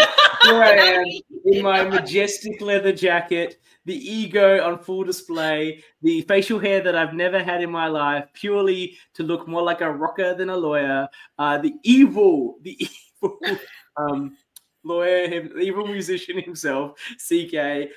No one trusted him, and he thought he was so right about so many things, yet he was so wrong. The one thing that I regret about this season, in fact, is I started the fire in Yellow Flago, and there is video footage of that because it's in my little promo thing that Ash made.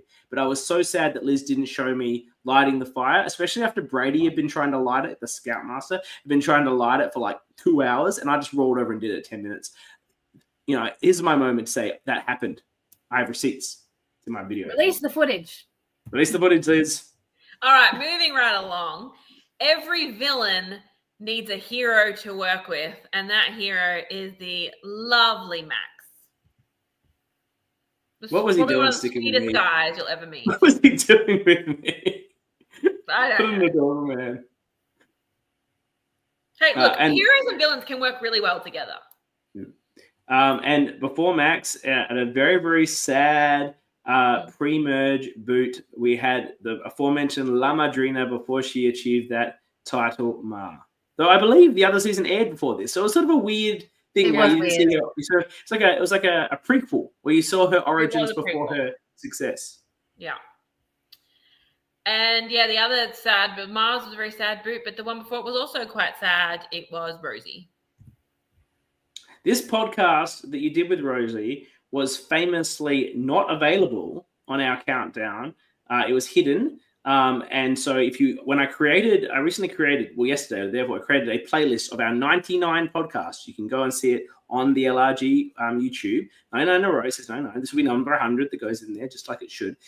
So this was hidden, not because Rosie was quite savage in her description of me, but she also spoiled my boot on the season. I think we've now moved past the point where we need to hide her spoiler, and that episode is now re-released into the podcast list on the LRG YouTube. It's back to Yeah, you. that was awkward. Anyway. Oh, back to me. I don't know. When you did it, yeah. But whatever, it's all in the past now. Now I'm talking too much about my own season now. I'm losing my flow. This is devastating, but I don't think I could ever get this pick I was like, wrong. you get this wrong. The host this wrong, of she's the gonna Tea bitch slap Party, the biggest star to ever come out of an Australian LRG, having played a real reality game on real television and becoming best friends with Luke Toki in the process. It is our absolute queen, Annabelle. Oh, we love Annabelle. You too. And our third boot is Ashley, the guy who basically said to his own alliance, "It's fine, you can vote for me." He's a super nice guy, actually. He's lovely. He and Max became quite good friends after the fact. Just two nice guys, see that. and a nice Hey, guy boys. chill. In this next position is she made such an impact on her only ally, Dale, that he couldn't even write her name correctly. I thought her name was Maria or something, but her name was actually Marianne. Maria when he voted her out. It wasn't even close. It was like it both started with M and that's it. And then our Sorry, first Dale. Are boot, you watching this? Sorry, Dale. This hasn't been particularly nice. our first boot, we started the season with a bang, with a big blindside of Scott. Scotty didn't know that he was getting booted. Mm. Also, another awkward interview. I was very happy to Wow. be having technical difficulties at that point in time. We I was don't off screen for most of that interview because I couldn't get back online. I came back Danny, and I'm we like, don't "Oh, actually sorry, you feel that way."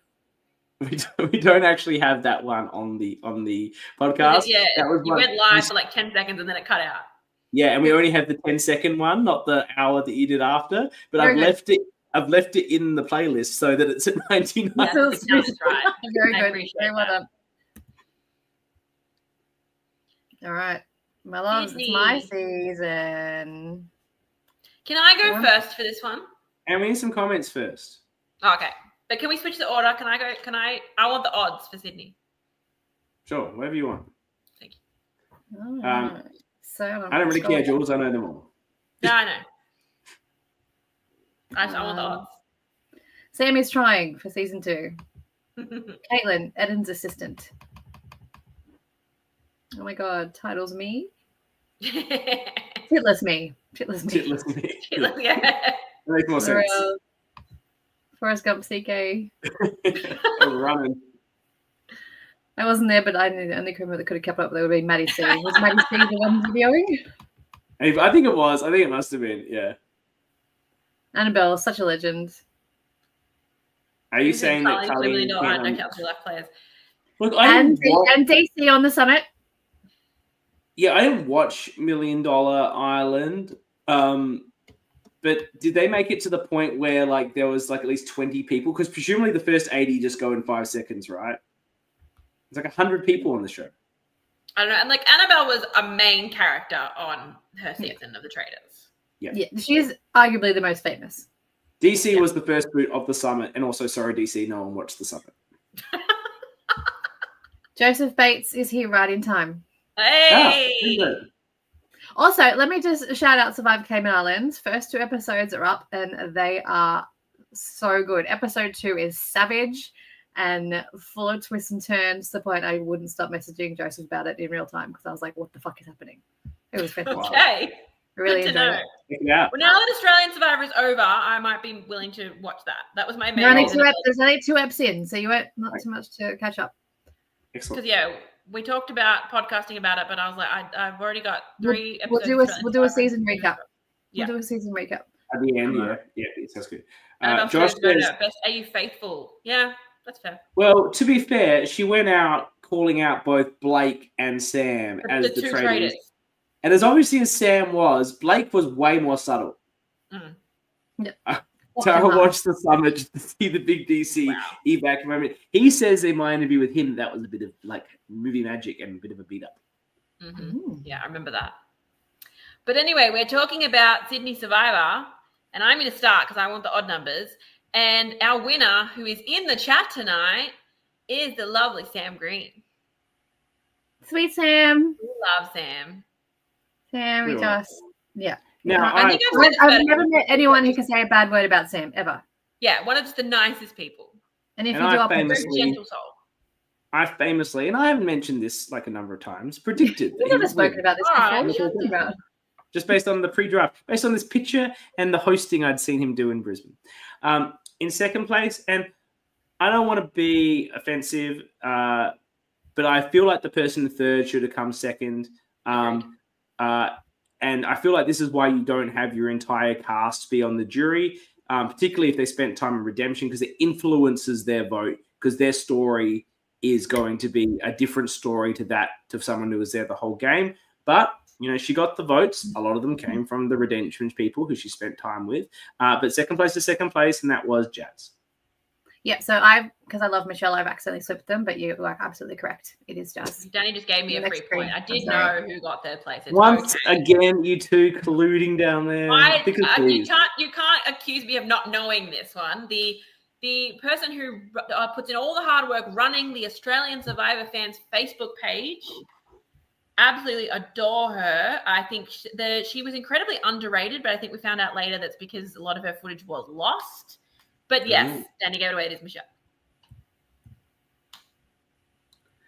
In fourth place, we have the Robbed God. Would have won the game if he got there, which is why everyone voted him out. His biggest mistake was giving his bleeding heart bestie permission to vote him out, because I think otherwise Sam would have struggled to do it because he's such a nice guy. And of all the interviews I've done on the ORCA pod, this one was probably the most surprising. Before Altus is probably now the most surprising. But Luke, not that he came across as, you know, unintelligent or dumb or anything like that. He seemed like a savvy, smart person. He got a bit of the like nice guy jock edit with a bit of strategy on the side. And when I spoke to him, he was so eloquent and so smart and so presented his arguments so well that if he'd got to that final tribal council, I think he could have got every vote. Because he had the game and he had the words to back it up. And he so strategic. Like it just didn't come across in the edit. He so switched on through the whole game. The next person is very near and dear to our hearts. I met him first through podcasting about Melbourne Survivor. And because of that, I thought that you and him were going to be absolute BFF ride or dies. And I was shattered to see that you were against each other. The guy his only mission was to vote out Shane, it is Ethan. And what could Sydney Survivor 1 be without the shocked Pikachu face of Maddie P upon seeing Christy, there it is right there, arrive upon the scene. Maddie P, a fantastic guy, a great player in this season. I love that they voted him out before Ethan because he's just too nice. No one really likes Ethan in the game, that is. Everyone likes Ethan in real life, but in the game, that's where they were sitting. And I love that Maddie P, they've both gone on to play because they just lived the same life, apparently, despite one being a 40-year-old gay man and the other being a 22-year-old man from the Western Sydney. They lived the same life and have played a variety of international United States games. They both ended up on the same one, unintentionally, apparently. Did not realize they'd applied for the same American season and were cast. And, of course, that was some sort of crazy 10-day game or some shit that Maddie P won. So these guys have had such a story building on from this alliance they had here. Yeah. It's because it's a fucking brilliant cast. Like, not to toot my own horn, it's a fucking brilliant cast. It's a strong cast. It's a strong cast. That's probably why. 7th place, the guy who knew nothing about Survivor rocked up and stumbled his way across 2 idols and a legacy advantage and got an extra vote and just, stumbled along and, oh, look at this. Look at this. How good am I? It's Shane.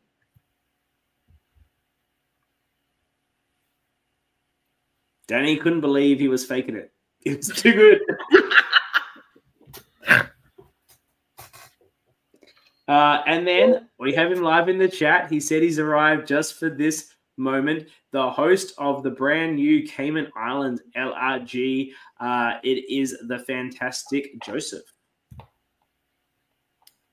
Who, fun fact, I interviewed for Melbourne 4. And he had a really great intro video. I'd say in his interview he needed to be a bit more evil. I was expecting him to be like this really evil lawyer, and I love an evil lawyer from his video, but his interview was not as evil. He seemed just like a really nice guy, but it didn't matter because we were casting Danny anyway, so we weren't going to cast someone else from Sydney. So Joseph, the reason you didn't make it on Melbourne 4 is this woman right here. Sorry, bud. Sorry, not sorry. Yeah. And speaking of this woman right here, no, CK and I had to get fine. CK and I had to convince her that she was in fact 9th place and not like some equal thing of 9th and 10th. You did not receive a vote at that tribal council. So you did get 9th place. You were absolutely screwed by that stupid twist that I ranted about. And we would have had a CV moment if I had gotten that knowledge is power instead of Shane. Not the legacy advantage. If I had the legacy advantage instead of Shane, which I missed by milliseconds, Michelle and Jazz go here because they're the only people eligible to be voted for. Yeah. But yes, you were happy to call yourself equal 10th, but no. You are 9th. Thank you. In 10th is one of the most incredible coups for an LRG production. We were impressed that Canberra managed to roll out a post-merge sort of rememberable player in Connor to show up to the Ultimate Sacrifice and talk to Ma for a bit and have a picnic with the winning tribe. That was impressive, right? No, what's actually impressive is somehow, in some fever dream, Eli was creating Sydney Survivor, and I understand that this person reached out wanting to maybe help crew or meet some of the people, part of her business of helping coach people to get to the real Survivor. But Eli, being the man he is, would not let up and kept asking her to play and asking her to play. And eventually she accepted because he knew when there's a big world of LRGs out there already, how do you stand out? You get the winner of the first season of Australian Survivor. That matters. The other two don't count. The first win of Australian Survivor that matters to appear on your effing LRG. It's so amazing that she did this and has become such a huge part of our community as a real Survivor player. She's amazing. I loved interviewing her for our deep dive for Sydney, and it is Christy. What a shock to get her. That's why I wanted to do it, because I wanted to use that photo. Yeah. No, don't Don't rob yourself of 9th place. You've got single digits. Never let that go. Yeah. All right, and then now we're on to the pre-merge. The last person to go out pre-merge, Dani, how dare you vote this person out? This is a good friend of mine. I've gone up to Sydney and stayed at her house. She's come to Melbourne and stayed at my house. It is Leah. She's now one of my besties, which I never would have ever thought now when I met her on the day. I couldn't have a chat. Yeah, have a chat. Couldn't stand, and now we talk every day. You can't trust someone who's afraid of butterflies. Hey! You're afraid of butterflies? They're both terrified of butterflies. Anything with wings. I send them memes all the time about things with butterflies. It's funny. Love it. Just, traumatize someone, sure. The next one is a double boot, which we know Jules can't stand in this competition. This one's fine because one of them came back in. So correct. So it's a single boot in... I've never seen a group of people play a move so badly or be completely gazumped by Christy's skill set. And that is, we saw the sad demise of Merlene. Now, Merlene, who was savvy enough to not let everyone know she was an ultra marathon runner, she just told everyone she was a marathon runner. It's going to lower the threat level. Yeah. All right, for this next person, we've talked a lot about some bad takes we've had. This next person was my winner pick for the season. Clearly that was a bad take, but it is Lizzie. Oh, she's lovely. But yeah, she's probably too lovely to win. Hey, look, we had a photo and a fun fact. Great. I know you picked Sam, but whatever. This next person, there was a lot of confusion in the real time because I wasn't as well known, and people thought he looked like me. And he's CK, I'm CK, he's TK, and we have the same last name. We're both Kelly, and I kept calling him my brother, and then people got really confused about whether he was actually my brother. He's not. He's my brother from another mother, but the legendary TK, sadly gone too early from what I think could have been an impressive run. Absolutely. Next, we have a victim of a live tribal council. This vote was changed on the walk to tribal and then whispered down the line at tribal council, and is the reason that Amanda was the second boot. And we talked earlier about who the most iconic first boot is, and I still think, it is JP. But this man was his own character in every right.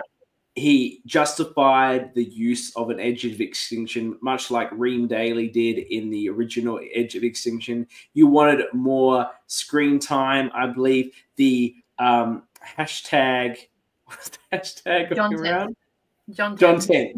Hashtag John Tent. We want the John Tent. This guy is a wild, loose unit, and everyone loves that on Survivor. Not surprising he was the first boot, but he was a pleasure to have on our screens. Don't come for me. That's true. That's true. As we break, I believe I still remain 2 up. Yes, but I'm going to ask you to go first. No, wait. I'm going to ask to go back to being. Wait. Yeah, no, I want to stay. Sorry, never mind. I was going to ask to swap back, but no, I want to stay first. Whatever you want, Jules. Yeah. Because you're not sure about the order here. Yes. I don't know this one.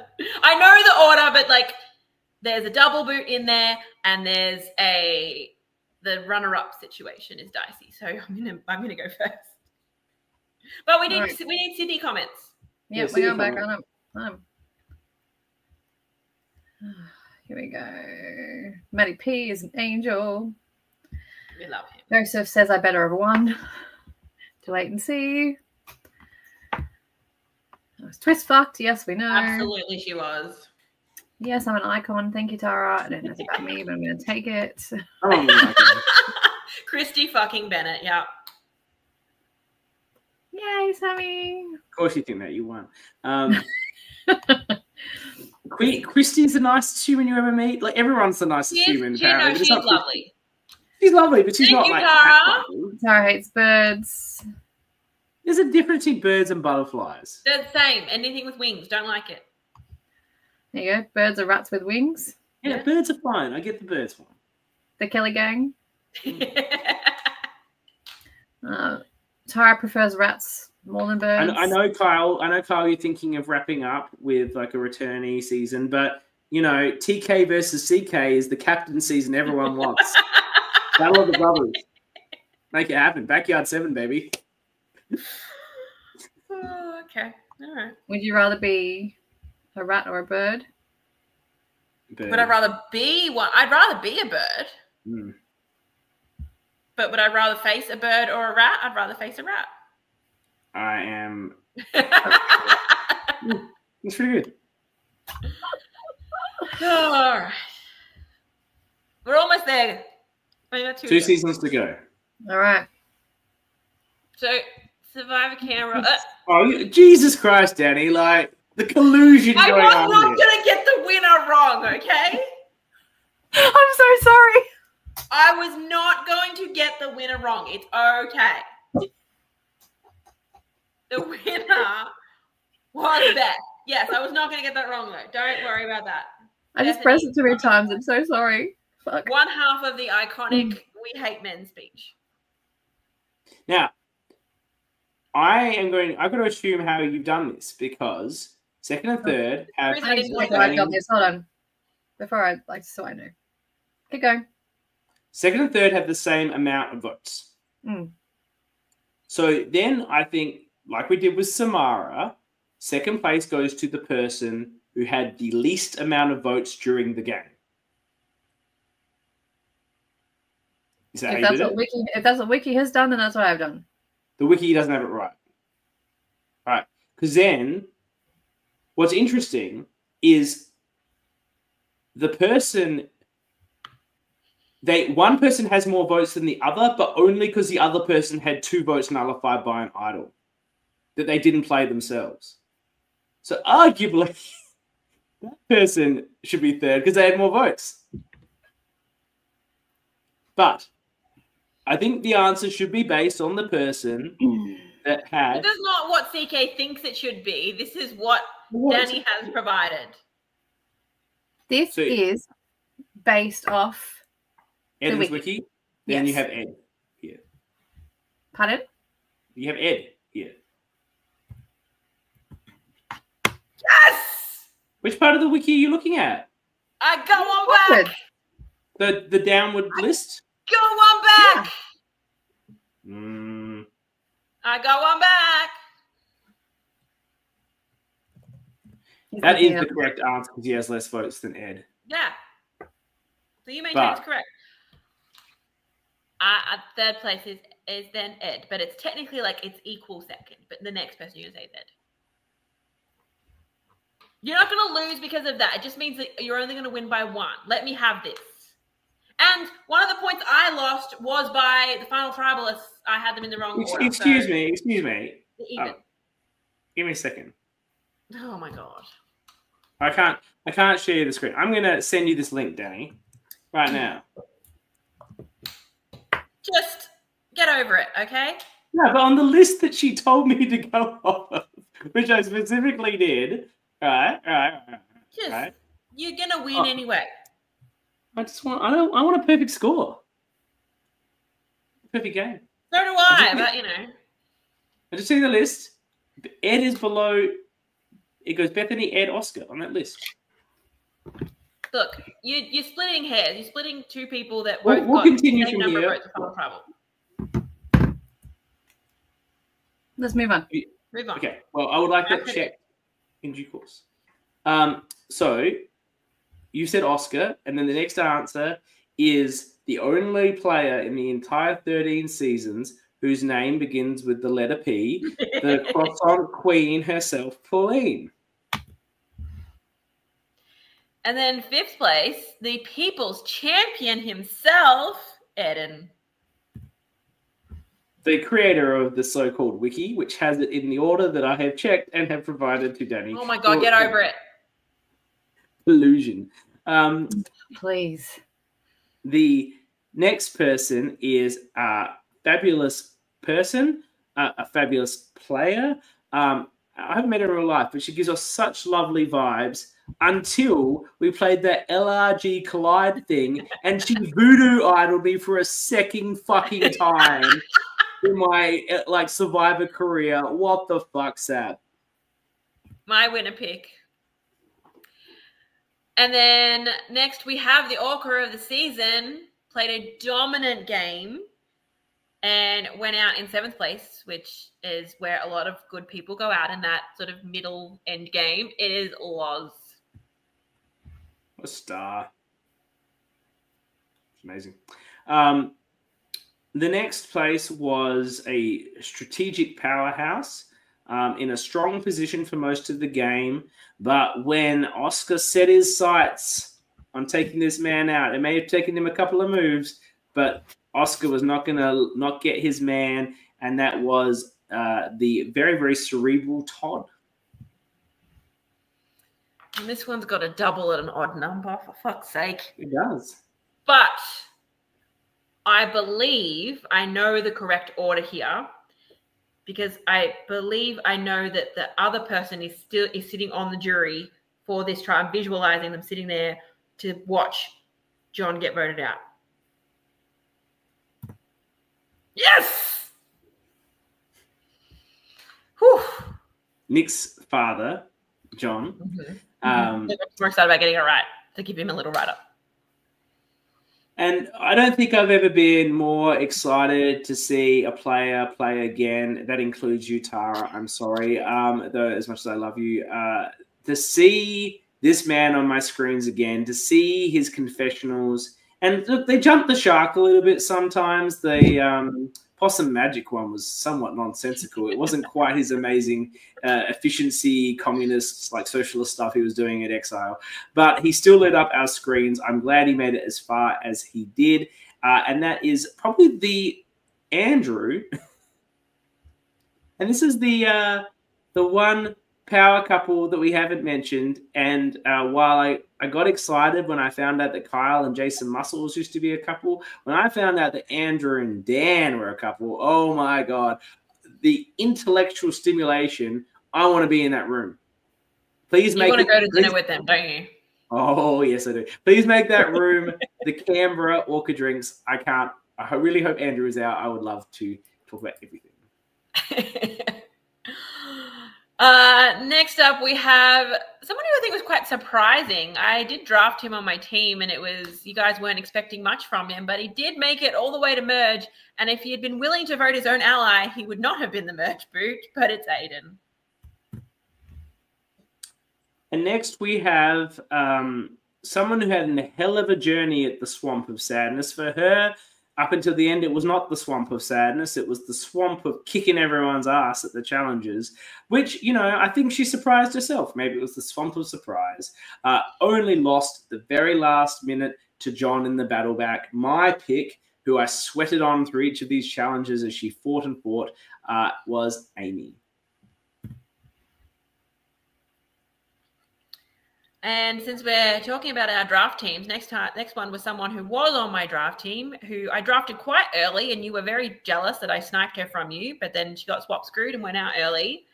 But someone who I have met a couple of times in real life and is just a wonderful person, it is Squin.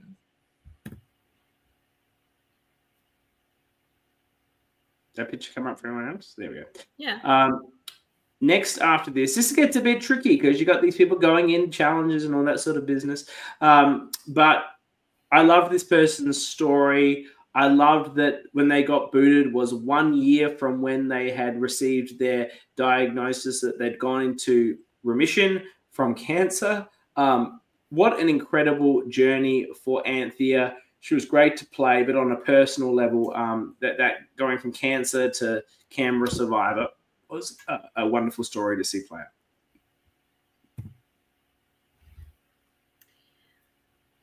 Next up, I'm trying to remember who had this person on their draft team, but this is someone we were all expecting to do quite well. And another swap screw. I think I know. Another one to go out earlier than we expected is Maddie. And now the first boot. And look, there's something about the Canberra first boots and not coming and doing our interviews. And it makes us, you know, do we love them less? Yes. Yes, we do. Because we never got to meet them. It's not because they didn't show us the love. I don't think Jay went on the On Brand podcast either. But, you know, we never get to meet them, so we never get to feel the love. And that was, on this season, Jay. We have one more season to go.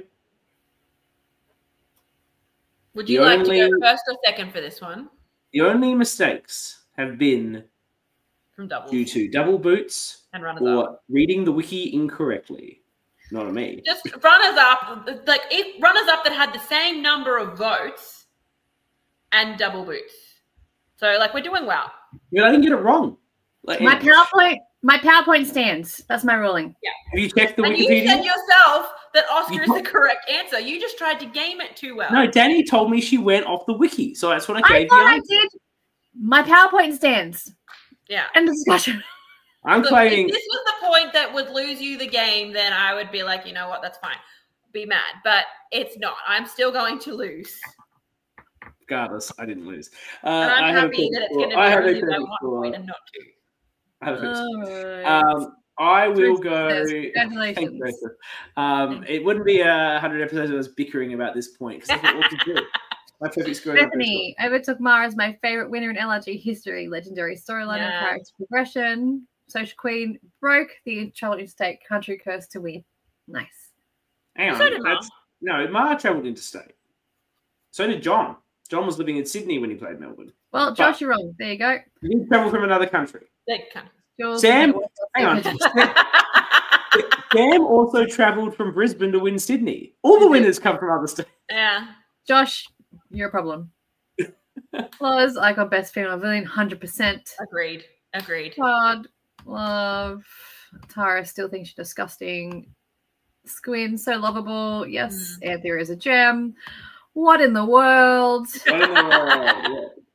And Jay is season 1 Charlene's husband. What? Okay. Did not know that. Yeah, all right. All the things. Canberra love the romance. The couple. How has Canberra not done a Blood versus Water returnee season? Like, it's all there. They've probably got 16 returnees. They could do a Blood versus Water. Dan. I mean, Tara hasn't played Canberra, but she's played LRG, so you could put her in there. You got Keegan and Emily. There's so many. Like, oh my god, you could. It's there. It's right for the picking, Dan. And then I think Dan should play with Andrew, and Liv should just host. Oh no, Liv's playing too. Liv's playing with. We'll someone host else can host it. Sophie can host it. I don't know. Like someone can host it. This would be amazing. Captain's tries with Liv and Dan. Right? So this is writing itself. If you're not watching Dan, I'll be in your DMs. And this, of course, is following the CK versus TK captain season that we've got to have this.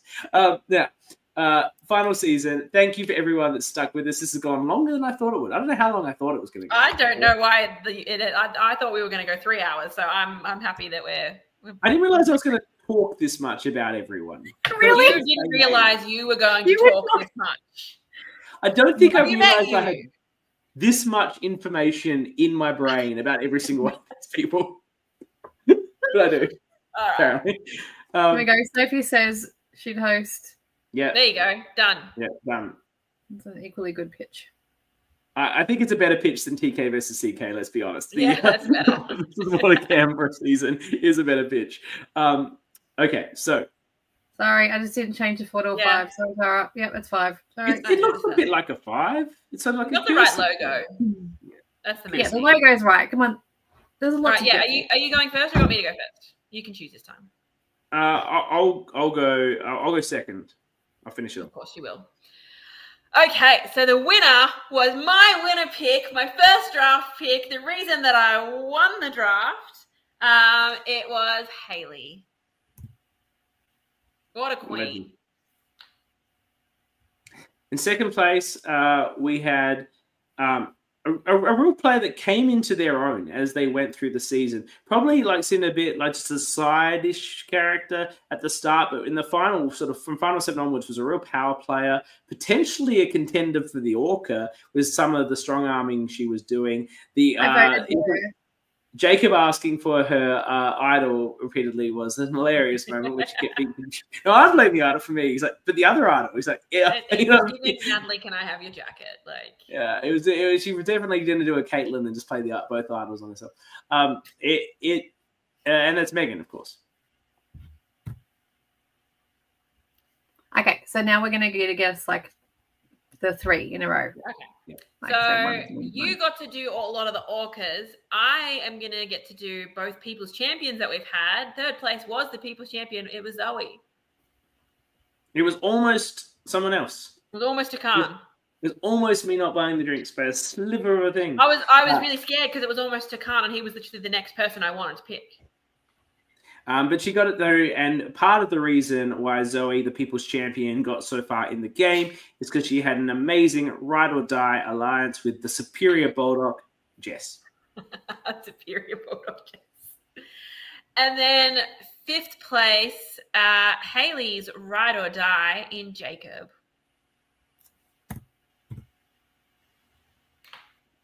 I did not calculate this. I just wanted the final say, which is why I said I'll go second.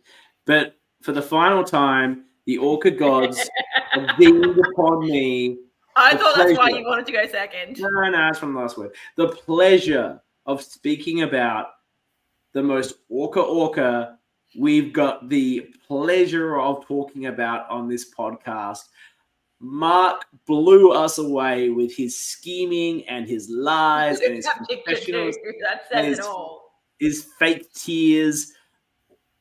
And, you know, I still find, and I loved that he was on my draft team, and I loved that I picked him. And he was like one of the last people picked, too. Second to last picked, which, you know, just ate him the fuck up when we were doing the draft. And I just secretly just sit sometimes and think about him watching that draft, just stewing as people got picked in front of him. And that makes me happy, as did watching Mark just slay this absolute season. We love you, legend. Yeah. Very good player. 7th place, we had someone who I think wanted to play a very different game, but he kind of was forced to vote out every single one of his own allies along the way until he had no one left and then got himself voted out. So it was Takan. I'm still very sad that the hair is gone. Same with Jacob, to be honest. Beautiful hair. His one regret, he said in his interview, was that he didn't let the hair down during the season. Because it's now long forgotten. It's gone. Gone to the wastelands of a barber's bin. He was the last standing of his tribe, and we now begin that wipeout of the pinks that could never get on the same page. What? Do the same thing with the 3. Yeah, they're not separated. And they're all going to be pinks. Well, I don't want to spoil it for yours. But the first one of those pinks is Kate. It is Kate. Because she did say at her exit that she was happy to have just beaten Tara, who got 9. Who wouldn't be happy to beat the legend that is Tara? The legend who had a successful shot in the dark hit. Like, what a moment in this game. Well before it happened in Survivor 45, in the real time, obviously on the airing it came after, but that hit well before Jacobs. Jacobs? No, what's his name? Caleb. The curly-haired guy. Caleb. I haven't even seen the season and I know it's Caleb. I only have LRG facts in here. All real Survivor facts have been pushed away.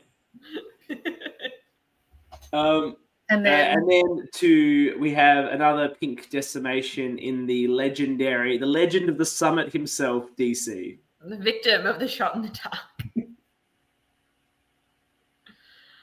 Oh. Yeah. And before them, the merge boot, the other pink member to fall is Coach.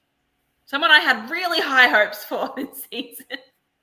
The man of many names. The same thing. 3. Go through. Before that, we have a man who knows no pain to injure yourself really badly in a motorcycle accident just days before you would appear on Backyard Survivor. Show up, just smash a bunch of painkillers and dope yourself way through the dopiest game we've seen. Judah said painkillers. To then just being absolutely incredible on the challenge where you had to be stable and spell out some words Unfortunately, he was so fast, he didn't check the spelling and wasn't able to win at Redemption. But that was the story of Motorcycle Man Altus. And then the other person to lose at that final Redemption challenge, she managed to survive on Redemption for a little bit. She was the victim of a pretty shit tribe challenge-wise, and it is the lovely Mel. That coach pose. Next, we have a player. He was a cheeky guy. A lot of real impact on the game. I think the time he was there, I think he was playing hard, perhaps too hard. I think if he'd lasted longer, he could have been a really big character. Maybe we'll see him again one day. I don't know. But he was a pleasure to interview. He wanted to get naked with me on the interview, as was seen in the video. For those that are going to watch the video in a little bit, it's all there and it's delightful. Not naked, top half. You're not seeing anything inappropriate. But that was my interview with this fellow. He wanted to do that. He said it wasn't his. I don't think it was my idea. It was his idea. No, it's probably my idea. But either way, your idea. Let's be real. He was down with the bit, and that is Luke. And then next, we've talked a lot about lovely people in the LRG community. I think this woman takes the cake, though. It is Kath. And maybe you shouldn't draft people based on a Drunk Fiver game you played with them after the Playing with Fire finale, where they managed to hold their own with a bunch of big personalities. They looked like they're about 15 years old. I wondered if their parents knew where they were. Apparently they didn't. I still don't know if he was over 18 then. I don't know if he was over 18 when he played this season, but I was impressed that he didn't mention to me once that he had played in this. He kept true to his NDA, Kyle and Brian. He was honorable in that way. If it wasn't for the brutal Birac 4 Francesca-ing of Holly, this would be the saddest first boot in the history of LRGs.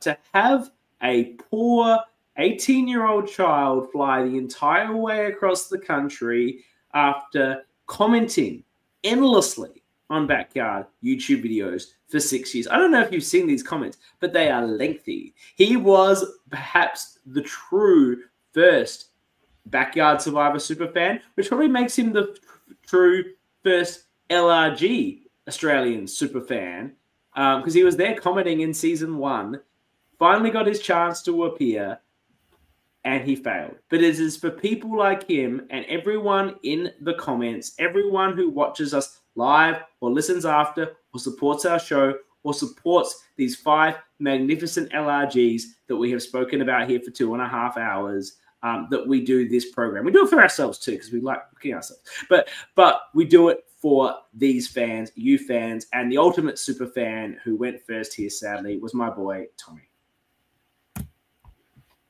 Devastating. He got 13 votes on his way out. It's a very sad day for Tommy. But a happy day for the ORCA pod, because I have a perfect score. Oh, shut up. If you have a perfect score, then I have a perfect score, all right? CK is our winner. Yes, he's our winner. Well done. But well done, Jules. Like, honestly, you know, do you think any other people could have got to come and done that? Like, no, you guys are like, I couldn't have done that. You are freaks of nature. Very well done. I am very, very proud of you both. That was absolutely ridiculous. Let's be real. I've had 2 separate careers that involved a lot of memorization. I got this. And I've done nothing. I've done like 100% exams at university that is just memorizing shit and regurgitating it back out on an exam paper. Like, it's what doing law school is. So we're trained for this. And I want to thank you to our audience who was trained to stick around for a very long podcast, but I think it was a lot of fun. Now, there's 11 of you still here. Do not run. I'm going to replay the intro because it is fun as fuck. And 9 of you at least missed it, probably all of you. So I'm going to play it. And we'll be seeing it in the future, because next week we finally get back to the rank down. We will be talking at length about Redemption. Who's the best villain? Me? Probably is. So I'm looking at the comments now. Tara's saying that I actually have we will be talking about Redemption. We'll be talking everything Redemption. Is going to be the 4-week program, maybe a 5-week program if I can get a special interview I'm thinking of doing. And then we will be going into which is the best season. Is Initials at War. That is a great name. TK versus CK, Initials at War. Make it happen.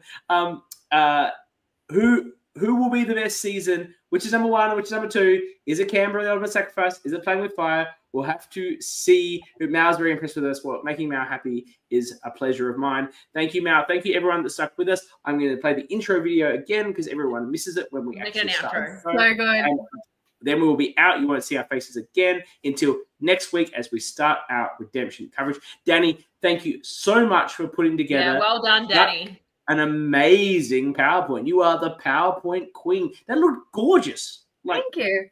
That was a lot of work. It was a lot of work. It was worth it. Yeah, this was the first time that, like, going into a podcast, I'm like, oh, I don't have to sit here making notes, making sure I've got everything. You had to do all of that. And let's be real, 45 minutes before this podcast started, all of the transitions disappeared off that. So the last 45 minutes I was sat there sweating, trying to re-add them back in. So apologies for some of the technical difficulties, but I did what I could.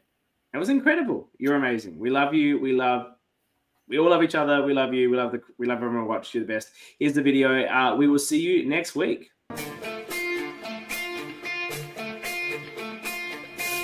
Time to watch all the moves. They're not hard to find. Strong arm tactics so loud, only themselves in mind. Every player has dreams of making ORCA fame. They'll live on in the minds of those who get in their way. ORCA's all say, don't come for me. Mid-merge boots, they're so vain. As we set up the podcast webcam, the pod is here to talk ORCA game. ORCA King CK with delusions of fame. In this LRG world, he's the apex predator. Dani and Jules in tow, always ready to go. Now it's time for the show. They're the apex predator.